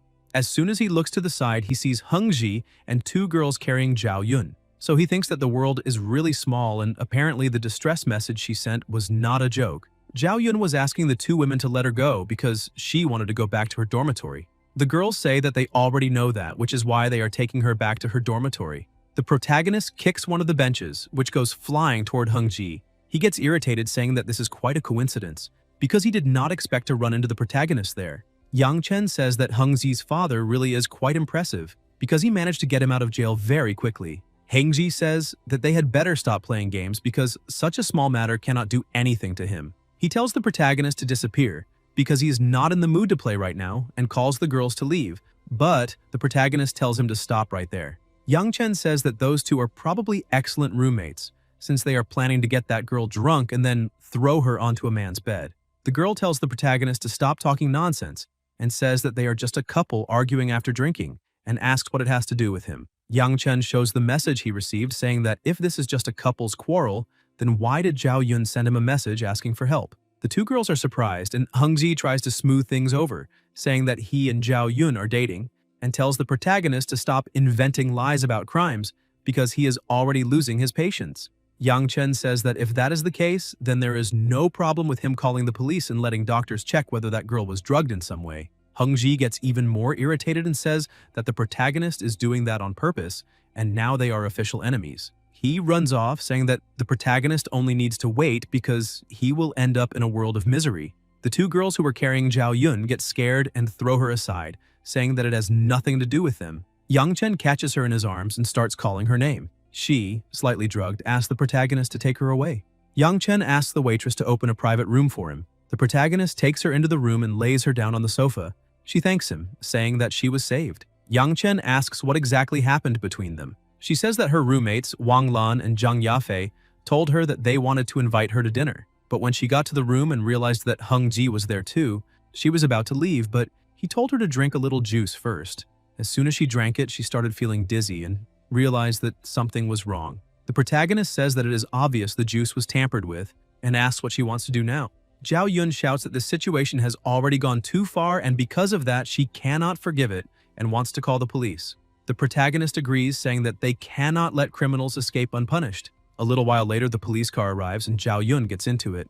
Yang Chen thinks that this time, that idiot Hung Ji will be in real trouble. A little later, when he returns home, housekeeper Lan is standing there waiting for the protagonist. He gets out of the car and asks what she's doing there. Lan laughs and says that he finally came back, and explains that her young lady would like to invite him for a cup of tea, and asks whether that would be convenient. Yang Chen thanks her once again for the kindness and the invitation, but says that he is very tired and would like to rest a little earlier. However, he points out that he will be free tomorrow evening, and hopes that both she and her young lady can join him for dinner at his house. Lan agrees and says that she will prepare some dishes to bring to his house, and asks him to get some rest because she will not bother him anymore. As soon as Lan returns to her house, Yunong asks her what happened and whether she did not invite the protagonist. The housekeeper apologizes and says that he was very tired and wanted to go to sleep a little earlier. However, the protagonist invited the two of them to dinner tomorrow night. Yunong says that this was already expected, because that boy is not an ordinary person, and everyone in the neighborhood is dying to visit her every day. But the protagonist is the only one she cannot even visit. And that makes her like the situation even more, so tomorrow night, she will find a chance to investigate that boy's true identity a little more. Meanwhile, at the protagonist's house, his phone rings. Zhao Yun explains that the police said that it was done by her roommate, Wang Lan, and since it did not cause any substantial harm, they only gave her a disciplinary warning. However, she points out that Hung Ji was clearly the mastermind, so she is frustrated that he managed to get away without punishment. The protagonist points out that this was already expected because there is not enough evidence. However, she needs to be careful from now on, and he himself will figure out a way to deal with that scoundrel. The next day, the protagonist picks up a couple again. As soon as they get into the car, he asks both of them to fasten their seatbelts.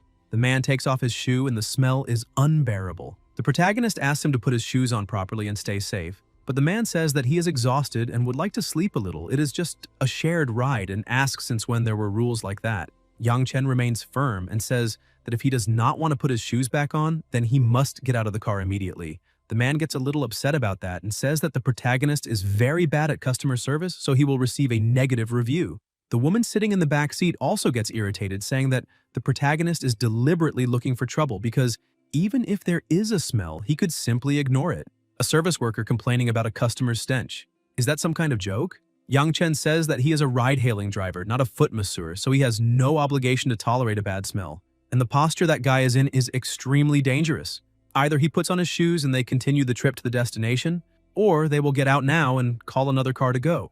The man continues acting arrogantly, placing his foot on the car's dashboard and asking what all the fuss is about because he is not getting out of the car, and if the protagonist is not going to drive, then they will wait there. Yang Chen gets out of the car and opens the passenger door, throwing the man out of the car. The woman screams that it is attempted murder and cries for help. Some people start approaching the car. The woman hugs the man and cries for help, saying that that driver is cursed and yanked her boyfriend's shoes off and threw him out while grabbing his throat. She asks everyone to judge the matter there, asking whether that is really how a ride-hailing driver should act. Yang Chen says that there is no problem because they can let everyone judge the case.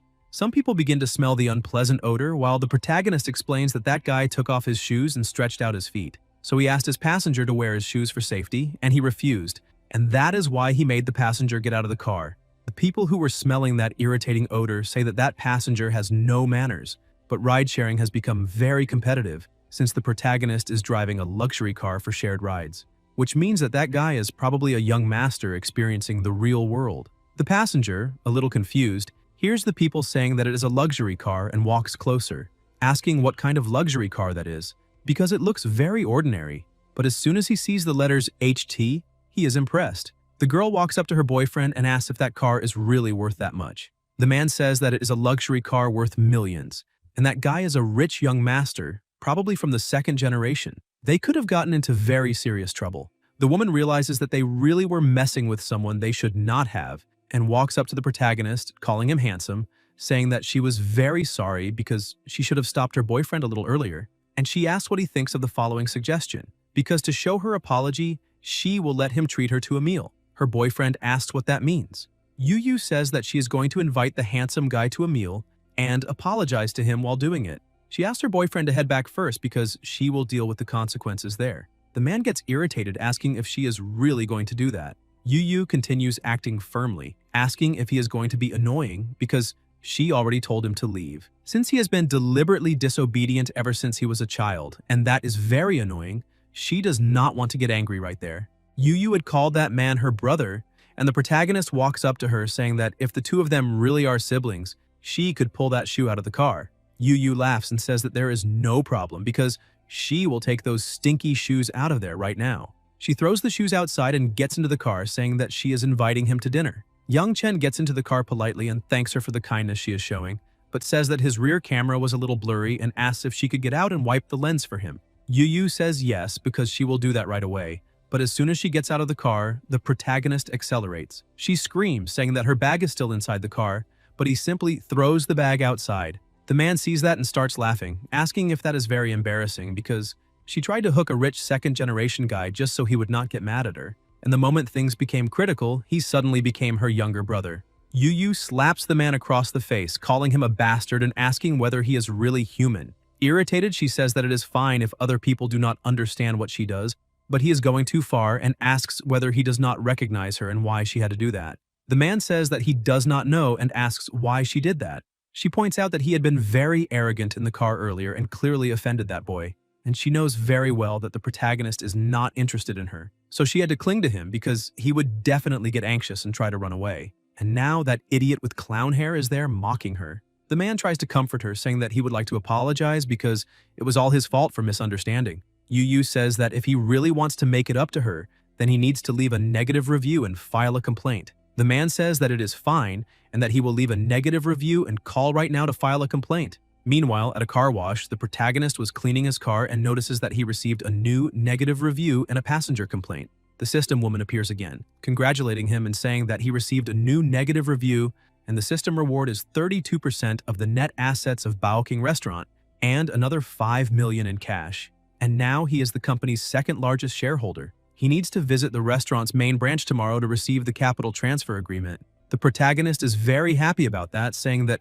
that system is truly amazing, and the rewards are more than enough to make up for the trauma of smelling those stinky feet. He receives a message saying that he needs to go to Baoking Restaurant tomorrow at noon. He looks at the message and says that this is a huge coincidence because he was thinking about not going, but now he has no choice because he needs to be there. As soon as he arrives at his house, two chefs were waiting outside. He gets out of the car and asks what that means. One of the chefs asks if he is Mr. Yang Chen. He explains that they were sent there by Miss Yinong to wait for his return because tonight they will prepare a sumptuous dinner for him and the young lady. He asks the two of them to move the utensils and ingredients into the kitchen. As soon as the two enter the kitchen, they are impressed, seeing that the plates and bowls are very beautiful and expensive and are probably antiques.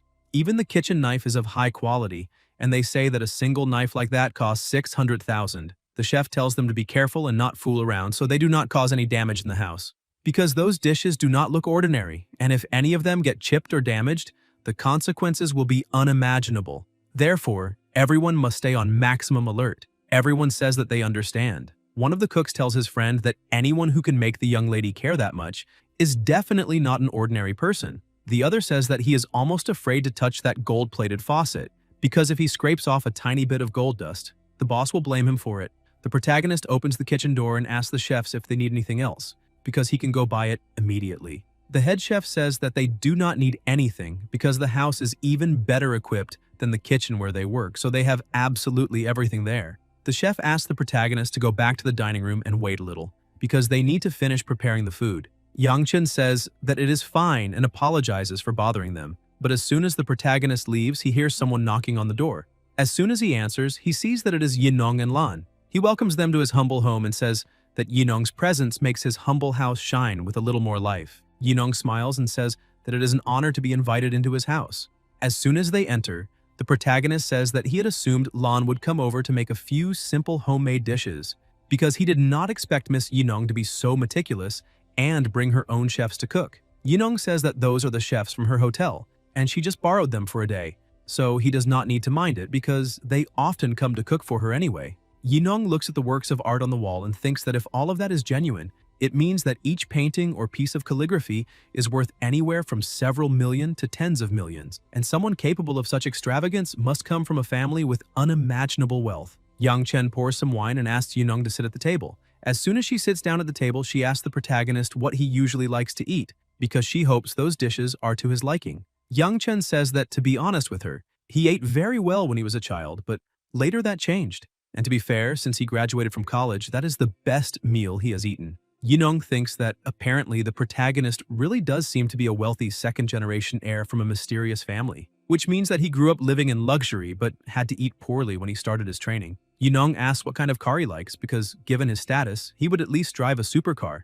Yang Chen points out that he definitely loves sports cars, but his current situation does not allow him to drive sports cars, so maybe he needs to wait a little longer before he can do that.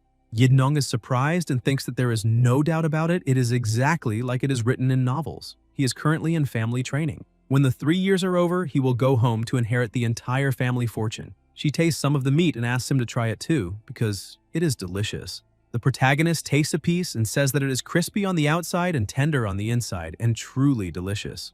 An hour later, they finish dinner. Yinong says that now that they are full, they could take a walk to help with digestion. The protagonist agrees and they begin walking down the street. Hengji appears once again and shouts at the protagonist, calling him a thief, saying that his luck is terrible. Once again, together with some people, he points out that he thought the protagonist might be driving and did not imagine that he would go out like that.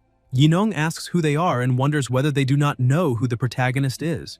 Hengji says that that woman is a stunning beauty and asks her to listen carefully, saying that his father is Zhang Yaowu, president of the Yaowu group, and what he has to settle there is a personal grudge between him and that boy, so she does not need to get involved. Therefore, she had better stay out of that conversation. Yinong thinks that Hengji is a complete idiot and blind because he did not realize that the protagonist is the young master of a hidden family, and this is a perfect opportunity for her to do him a favor. She tells Hengji to stop talking nonsense and not interfere with her walk with Mr. Yang. Hengji points the baton at her and says that he will say this only one more time. Out of respect for her beauty, he does not want to hurt her, but if she is going to be that ungrateful, he does not mind taking her along with the protagonist. Yang Chen steps in front, saying that Hengji smashed his car and came after him to find him. But even if that had not happened, the protagonist would have gone after him anyway. Yang Chen points out that Hengji is acting very arrogantly, but all he really relies on is the Yaowu group. If that company went bankrupt, he would have nothing to lean on. Hengji laughs and says that the protagonist is absolutely right, because he is relying on the fact that his father is the president of that group. And he asks who gave him so much confidence that he would curse the company right to his face. He orders his friends to grab the protagonist and beat him until he turns into pulp, and they cannot stop until he gives in. The boys begin running toward the protagonist, but Yang Chen finishes all of them off quickly without taking a single hit. Yinong is even more impressed, seeing that the protagonist is a wealthy, successful, handsome young man, a good fighter and protective, a true man. Yang Chen slowly walks toward Hengji, who starts trembling, telling him to stay back and asking what he is doing, because he is already warning him that if the protagonist dares to do anything to him, his father will not let him get away with it. Yang Chen slaps Hengji across the face and shouts, asking if he really thinks he's in any position to threaten him. Hengji starts crying and says that the protagonist is finished, because while he was growing up, not even his own father dared to hit him in the face. And on the other hand, the protagonist dared to touch his face.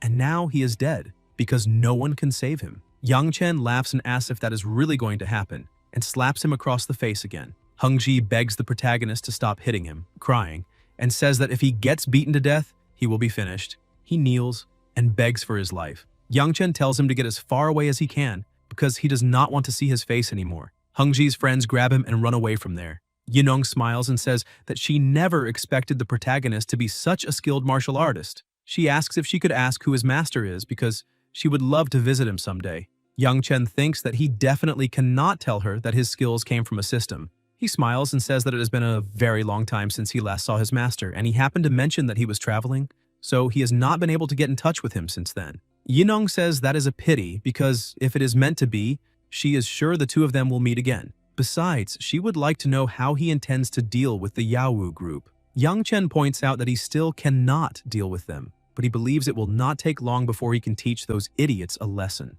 Yinong thinks that this probably means he is still in the middle of his training and has to wait until everything is over before he can use his family's influence to crush that mediocre group. If that is the case, then why not take that opportunity to do the protagonist a favor? Yinong smiles and says that the two of them had a wonderful conversation and dinner, and offers to take care of the Yawu group for him. Then he can consider it a gift for a friend, and she asks what he thinks about that situation. Yang Chen is surprised, but happy, saying that that will work as well, and assures her that it will not take long before he can repay this favor. Yinong laughs and says that there is no need to be so polite with her. Since they are friends, it is only fair that they can help each other. She points out that soon he will have the news of that group's collapse on his desk. Yang Chen says that it is very good to hear that and points out that he has just acquired 32% of the capital of Baoking Restaurant, and if she is free tomorrow, he would like to invite her to another meal. Yinong says that sounds very good and agrees, saying that she will have lunch with him tomorrow. Since it is getting very late, he should go back and get some rest. A little later, as soon as she enters her house, the housekeeper places her shoes on the floor. Lan asks if the conversation was fruitful. Yinong points out that now she is almost certain that that young man is a young master from an ancient martial arts family. She points out that the housekeeper did not see it, but he took down 12 people by himself in just 1 minute. In addition, there is one more thing. She orders the housekeeper to send a message immediately to investigate the dirt of the Yawu group. That way, they will find out all the institutions that invested in them. She states that the goal is to bankrupt the Yawu group as quickly as possible. The housekeeper says that she understands and will take care of it immediately. The next day at the restaurant, Jiankun asks Lixin if she is rushing the protagonist because all their classmates are there and asks why he still has not shown up. Lixin says that she already sent him several messages, but he did not respond and is not answering her calls either. Jiankun points out that if he does not show up, then he will not pay the bill because they can just tell their classmates to split it. Lixin asks what he is talking about and wonders if he is backing out. A girl and a boy ask them what is going on and whether they are fighting. Lixin explains that her boyfriend said he would host, but the protagonist did not show up, and they have something urgent to deal with, so they need to leave. The young man with glasses tells her that doing something like that is really unnecessary. She tricked all of them into coming there under the pretense of being the host, and now she is leaving. He asks if she is trying to make fools of all of them. The girl says that no one forced her or her boyfriend to host them, but since she offered, she should at least keep her word. Otherwise, why were they invited? And she asks whether she is in some kind of financial trouble. Lixin starts hitting her boyfriend, shouting at him, saying that it is all his fault because he really had to drive everyone away until she was left alone. Jiankun tells her to stop and says that all those people are her classmates, not his, so why should he pay the bill for everyone? Other young people ask them to stop arguing because that is enough already, and point out that Jiankun is absolutely right. They point out that in fact they are not classmates, so he should not have attended that gathering anyway. And if he cannot pay, then forget it, because they are not short on money and one meal is not a problem. Jiankun gets irritated and takes money into his hand, saying that it is not as if he cannot pay, and he explains that they are not his classmates, so there is no reason for him to pay for everyone. Lixin keeps crying and tells her boyfriend that she wants to break up and does not want to see him again, telling him to get out of there. Jiankun says that is fine, but he does not want her crawling back afterward.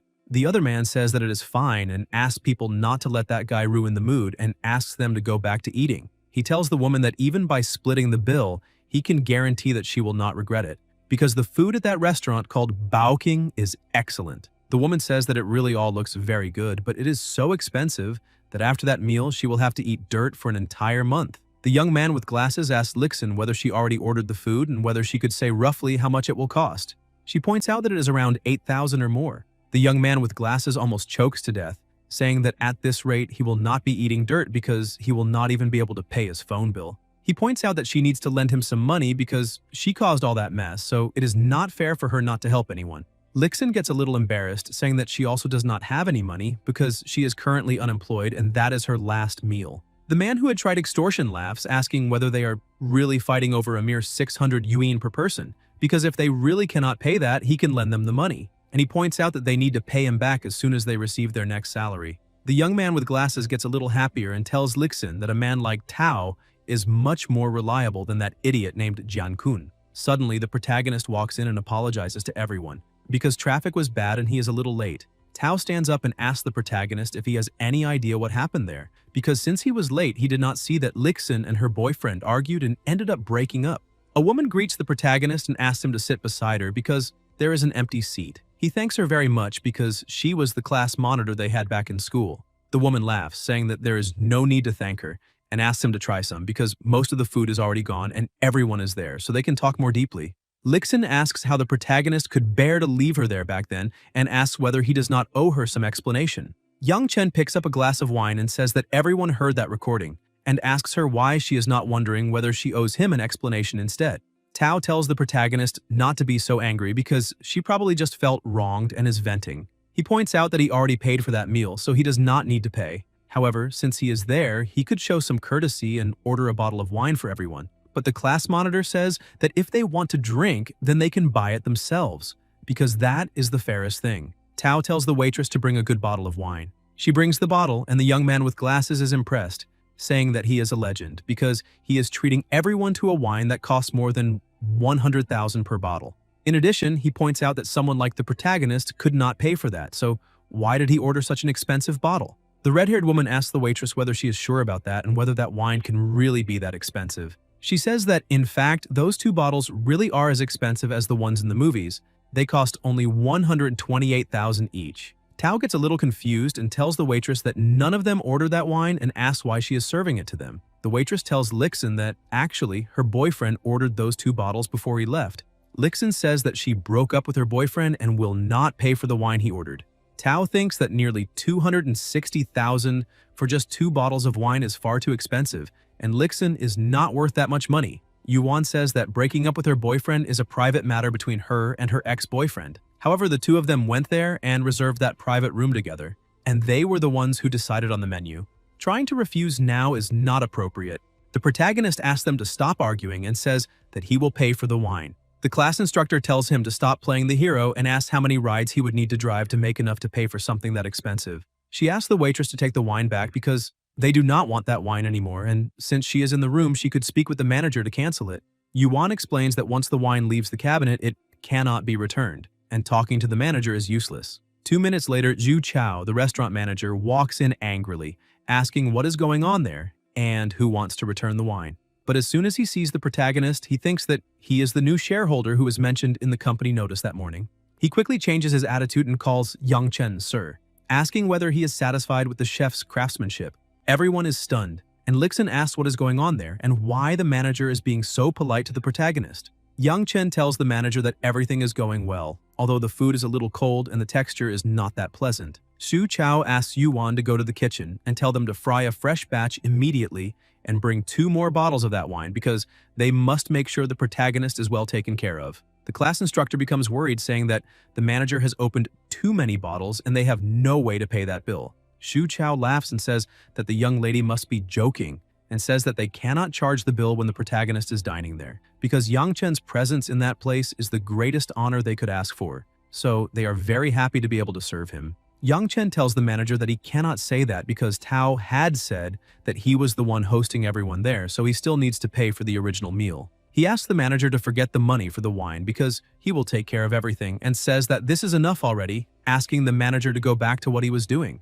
Xu Chao says that he understands and points out that he truly hopes he can enjoy that meal very much. As soon as the manager leaves, everyone keeps staring at him, and the protagonist asks why they are staring since he is not that handsome and tells them to hurry up and eat. The class instructor asks the protagonist why the manager of Baoking restaurant is being so polite to him. The red-haired woman agrees, saying that it is as if the protagonist were his boss and he were just waiting for his orders, and asks what is going on. Yang Chen says that he thought Baoking restaurant had good prospects for the future, so he decided to buy shares. So it is natural for the manager to be polite to a shareholder. Tao stands up, confused, saying that Yang Chen drives a ride-hailing car, so how could he possibly have enough money to buy so many shares, enough to make the manager treat him like a king? Yang Chen laughs and says that he simply has a good father and that this is the money he may have left behind. The young man with glasses asks if the protagonist really is a rich, second-generation heir and why he is driving a ride-hailing car.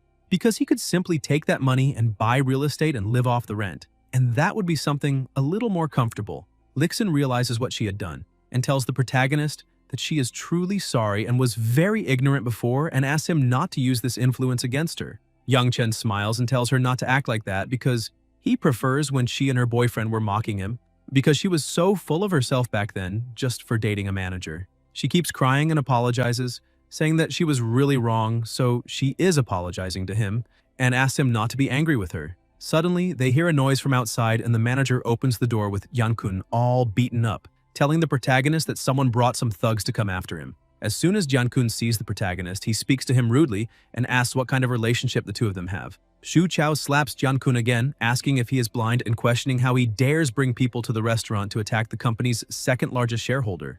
Jankun thinks that the protagonist really is the second-largest shareholder. Now it is all over, and this time he has really hit a wall. He begs Lixin to ask the protagonist to forgive him and keep him out of danger, or they will beat him to death. Lixin says that all of this is his own fault because if he had not insisted on setting that banquet trap, she would not be in such a miserable situation. Yang Chen looks at the time and thinks that it is already 12:30, and he should go meet Yineng. He stands up and asks the manager to deal with it however he sees fit because he has other commitments and needs to leave now. Zhu Chao says that he understands and asks the boss to go without worry because he will handle it properly. Yang Chen says goodbye to all his classmates, telling them to enjoy the meal because, besides the portion Tao is paying for, all the wine and extra food are on him. However, he has other commitments and needs to go, but if he can finish earlier, he will come back to keep everyone company. Shu Chao says that all of them are the protagonist's classmates, so they will be treated as VIPs there. He asks them to continue with the meal because he will not disturb them again.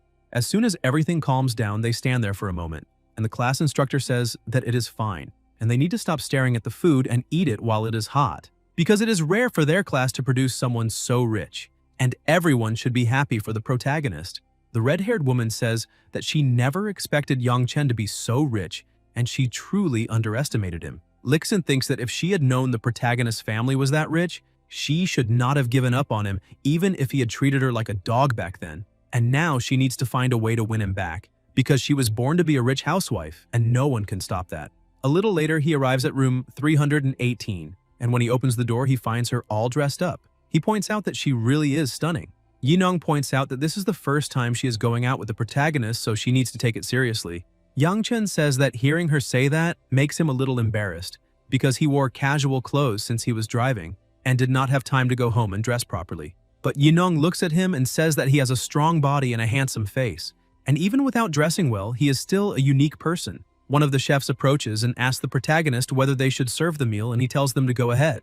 As soon as the meal is placed, Yineng is impressed, thinking that she did not expect the young lady to take it so seriously, because that meal costs more than 300,000. Suddenly his phone rings, and as soon as he looks, he sees that it is a message from Lixin, telling him to feel free to choose whatever he wants, because she will do her best to satisfy him, and they could watch a movie that night. He replies a little surprised, and she thinks that if he is willing to reply to her, then that means she still has a small chance. She points out that she already knew she was born to be the lady of a rich house. The next day, inside his house, his phone rings once again. The person tells him that they already bought all the office equipment from Jingyan Advertising Company and obtained the new business license, so he is ready to begin operations. Yang Chen says that he did a great job and that he will call Xiaoli right away. As soon as he calls her, he says that the company is fully set up and asks her to go ahead and notify everyone to come back to work. In addition, he says that the company has been renamed Chenguang Advertising Company and is no longer Jingyan Advertising Company. Xiaoli says that she understands and will notify everyone to return to the office right away. The protagonist walks to the window and says that the weather is great. Now it is time for him to go out and drive a little. A short time later, he stops to pick up his first customer, and she complains, asking why he is so late. Yang Chen apologizes, saying that when he accepted her request, he was 1.5 kilometers away and had to circle around an elevated highway exit, so it took a little longer. The woman gets into the car and asks if he has any idea how much of a hurry she is in, because her bullet train leaves in half an hour, and if she misses her train, is the protagonist going to reimburse her for the ticket? Yang Chen looks at his phone and says that in half an hour there is no way he can make it, because the railway station is huge, and even if he drops her off there, it will still take her several minutes just to run inside, so she should reschedule the ticket. The woman, completely irritated, says that this is impossible because her neighbor told her that her husband brought another woman home, so she needs to go back immediately. She tells him to stop barking and drive as fast as he can. Yang Chen says that if she was in such a hurry to catch a train, she should have booked a ride earlier and asks why she cannot call the train station and ask them to wait for her. The woman thinks that actually makes a little sense, because after she bought a ticket and failed to arrive on time, they could not simply leave without her. She contacts them, saying that her train departs in 5 minutes, and asks whether they could tell the train driver not to leave before she gets there. She points out that she will be there soon, at most in 10 minutes. The protagonist thinks it is very strange that she really called them, and the woman becomes even more irritated because they hung up on her. And what kind of attitude is that? While he is driving, the woman keeps complaining, saying that she paid money to board and she has not even boarded yet. So what right do they have not to wait for her? Young Chen tries to calm her down, telling her not to be so nervous, because she can get out at the drop-off point ahead. As soon as he stops at the train station drop-off point, he asks her to take her belongings and thanks her for choosing to travel with him. However, the woman is still angry, asking who would ever want to ride with him again because he ruined her business, and she will never hire his service again. Young Chen thinks that when the forest is big enough, he gets to see all kinds of birds. He receives a message from Zhao Yun asking if he could pick her up, because she has some things to tell him, would really like to know his opinion, and also needs help with some matters. The protagonist starts his car and heads there quickly, asking her to send the location because he will be there soon. A short time later, he arrives at the point she sent, but is notified that he has received a new negative review. He thinks that he drove through the streets as if he were on a highway, and that idiot is still unhappy because she left too late and is now blaming him. But the system woman appears, saying that he received another negative review and his reward was a sports car. With that, the master will never again be looked down on for being slow. Yang Chen is happy, saying that this is incredible, and that with this, he will be one of the fastest ride-sharing drivers out there. He puts his hand in his pocket and notices that the other key was there. He points out that this is a little strange because last time, it specifically mentioned where the car was. But this time, there was no reminder about where to find the car. Some people around him say that that car is very beautiful and that if she were a little prettier, she would go rub herself against it.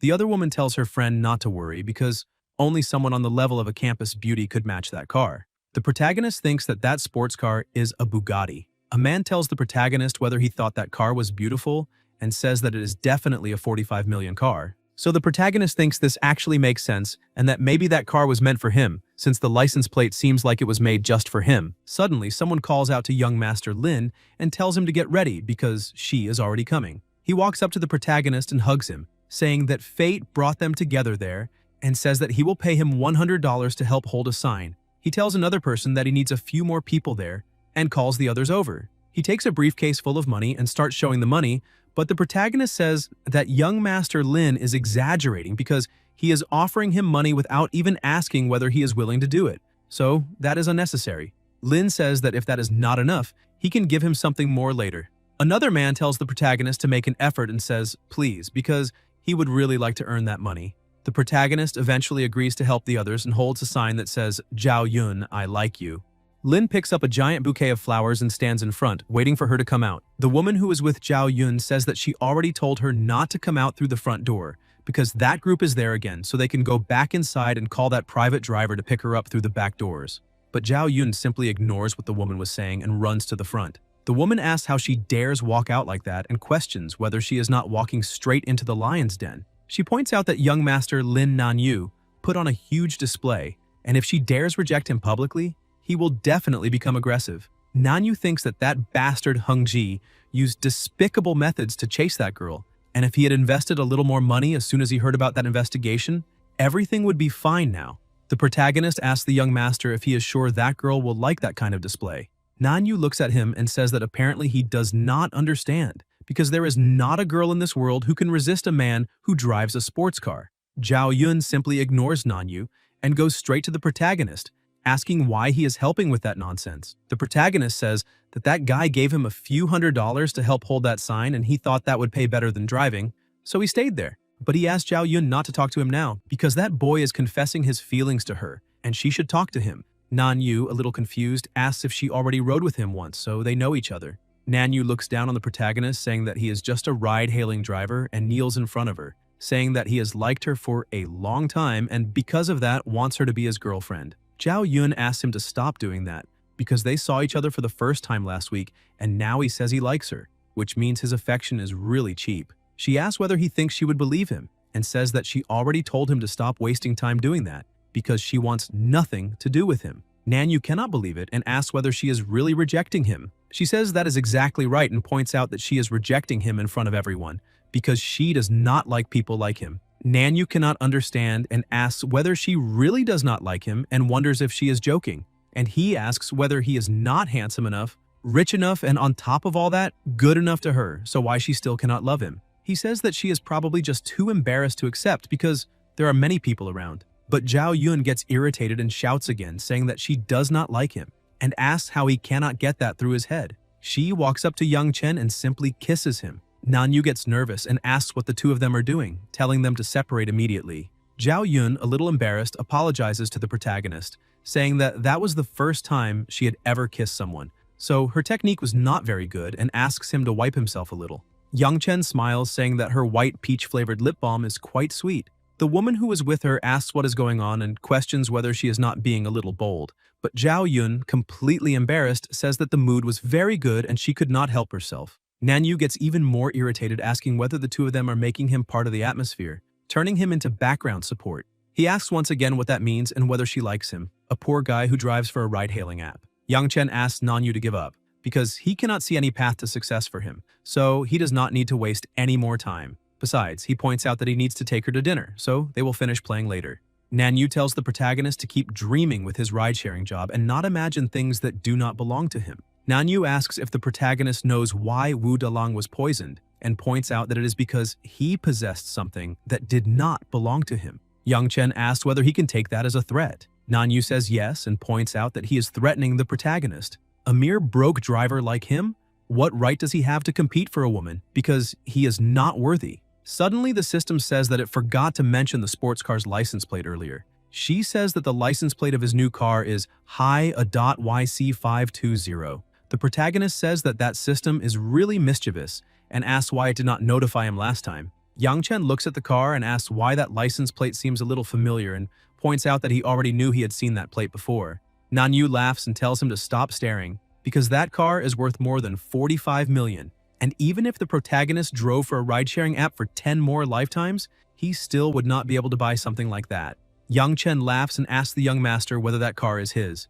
Nanyu thinks that the real owner of the car is not around, so there is no problem pretending that he is the owner. He shoots back at the protagonist that this is obvious, because if he were not the owner, then who would be? He tells the protagonist to get away immediately because he might accidentally scratch it, and 10 years of driving for a ride-sharing app would not be enough to pay the repair bill. And suddenly, the car starts up and the protagonist laughs, asking the young master how the car started after he did not see anyone take out the key.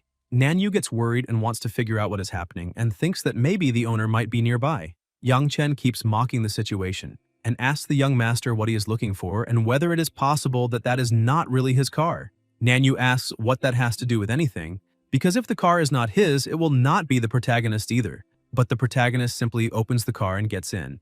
Nanyu asks if Yang Chen is going crazy, questioning whether that is a car he can just sit in, because if he scratches that car, he will not have money to pay for it, even if he works for 10 years. Zhao Yun also gets worried and asks the protagonist to hurry up and get out of that car. The woman tries to pull Zhao Yun away, saying that if this protagonist does something stupid and does not have money to pay later, he might try to borrow money from her. But Zhao Yun runs to the car, asking the protagonist to get out before the real owner appears, because if that happens, he could get into big trouble. Yang Chen simply smiles and asks if she would like to sit in the passenger seat because they could take a drive and then go to dinner. Nanyu remains confused, asking who the owner is and why they started the car but refused to show their face. Yang Chen raises the key and asks the young master if he really still has not understood the situation. Nanyu says that that is impossible because the protagonist is just a ride-hailing driver, so how could he buy a sports car worth more than 45 million? Yang Chen looks at Zhao Yun, saying that he will call her only one more time, and if she does not get into the car, he will leave without her. Zhao Yun is still doubtful and asks whether that car really belongs to the protagonist. He tells her to look at the license plate, and as soon as she does, she sees that the initials on the plate are YC, which are the initials of Yang Chen. That shows that the license plate of that car was custom made. Yang Chen tells her to stop asking because she already knows the answer, and tells her to get in quickly, because he prefers to keep a low profile since there are many people there and he does not want to make a scene. She runs to the car and gets in. Nanyu thinks that he spent the entire afternoon planning all of that only to end up as background scenery in the end. The person who was with Zhao Yun feels happy, saying that she is already riding in a multi-million-dollar sports car, and that even makes her a little jealous. Zhao Yun smiles, saying that she did not know the protagonist could be so rich while just driving a shared ride. She points out that if her friend wants so badly to ride in that car, she can go. Li Yun says that she will take a taxi and follow the two of them. Zhao Yun says that does not seem right, but Li Yun insists and pushes her into the car, telling the protagonist that she is her best friend and her name is Li Yun, and asks if he could take her first so she can feel what it is like to ride in that car because they will all meet for dinner because of her. Li Yun gets into the car and says that she could take a taxi if necessary, But the protagonist thinks that Zhao Yun is too naive because a few days ago she was targeted in a scheme by her roommates, and now she is treating another roommate as a best friend. Yang Chen presses the button and releases Li Yun's seatbelt, saying that the two of them can share the taxi and he will go straight to the restaurant branch and wait for them there. Li Yun is a little surprised, but says that it is fine and gets out of the car. Li Yun apologizes to Zhao Yun because she did not know it would be like that, and now she also cannot ride in the car. Nanyu starts mocking again, saying that the protagonist did not even put her in his eyes and told her to take a taxi to follow them, and asks what she will do now, calling her a gold digger. Zhao Yun asks what it matters whether she is a gold digger or not, because at least there is gold for her to dig. She asks whether it is worth mentioning the trash he did in front of that car. He is left speechless and she calls a taxi to leave. Nanyu keeps thinking that that car probably does not belong to the protagonist and that he might just be a designated driver. He calls his sister and asks her to check whether there is a person named Yang Chen in Haicheng who drives a sports car. She says that she checked the purchase records and there is no Yang Chen showing up there, because there are only 3 cars in the whole city, and none of them are under that name. Nanyu gets irritated, saying that he already knew it and that the initials on the car plate are actually Yu Cheng. His sister asks who that guy is and whether he did something to intimidate him. She points out that she is at the restaurant handling some business and asks where her brother is because she will meet him as soon as she is done. Nanyu says that is great, because the protagonist went to the restaurant to eat as well and he is already heading there to meet him. As soon as Zhao Yun and her friend arrive at the restaurant, Nanyu is already outside, saying that a poor taxi cannot keep up with his sports car and mocking her again, saying that she made that whole crawling gesture and still got no result. Zhao Yun sends a message to the protagonist, saying that they have already arrived and asking where he is. Nanyu asks if the protagonist did not tell her the private room number, and asks if she wants help finding him. Zhao Yun gets irritated, asking if he's not going to stop being so annoying, because she already rejected him in front of everyone. She points out that he is just a rich boy and acting like that is simply pathetic. Suddenly, a woman appears, saying that she has a very big mouth and would really like to see what kind of heavenly beauty dares to look down on her younger brother like that. She walks over, asking who is being so bold and how she dares reject her brother like that, wondering who gave her so much confidence to act so assured. Zhao Yun remains irritated and asks whether his sister could tell her if, besides relying on family money, that idiot has any other quality. She points out that the sister is also a woman and, deep down, would not choose someone like her brother as a partner, and asks her to answer. The sister thinks that she would not want that brat even as a brother, let alone as a partner.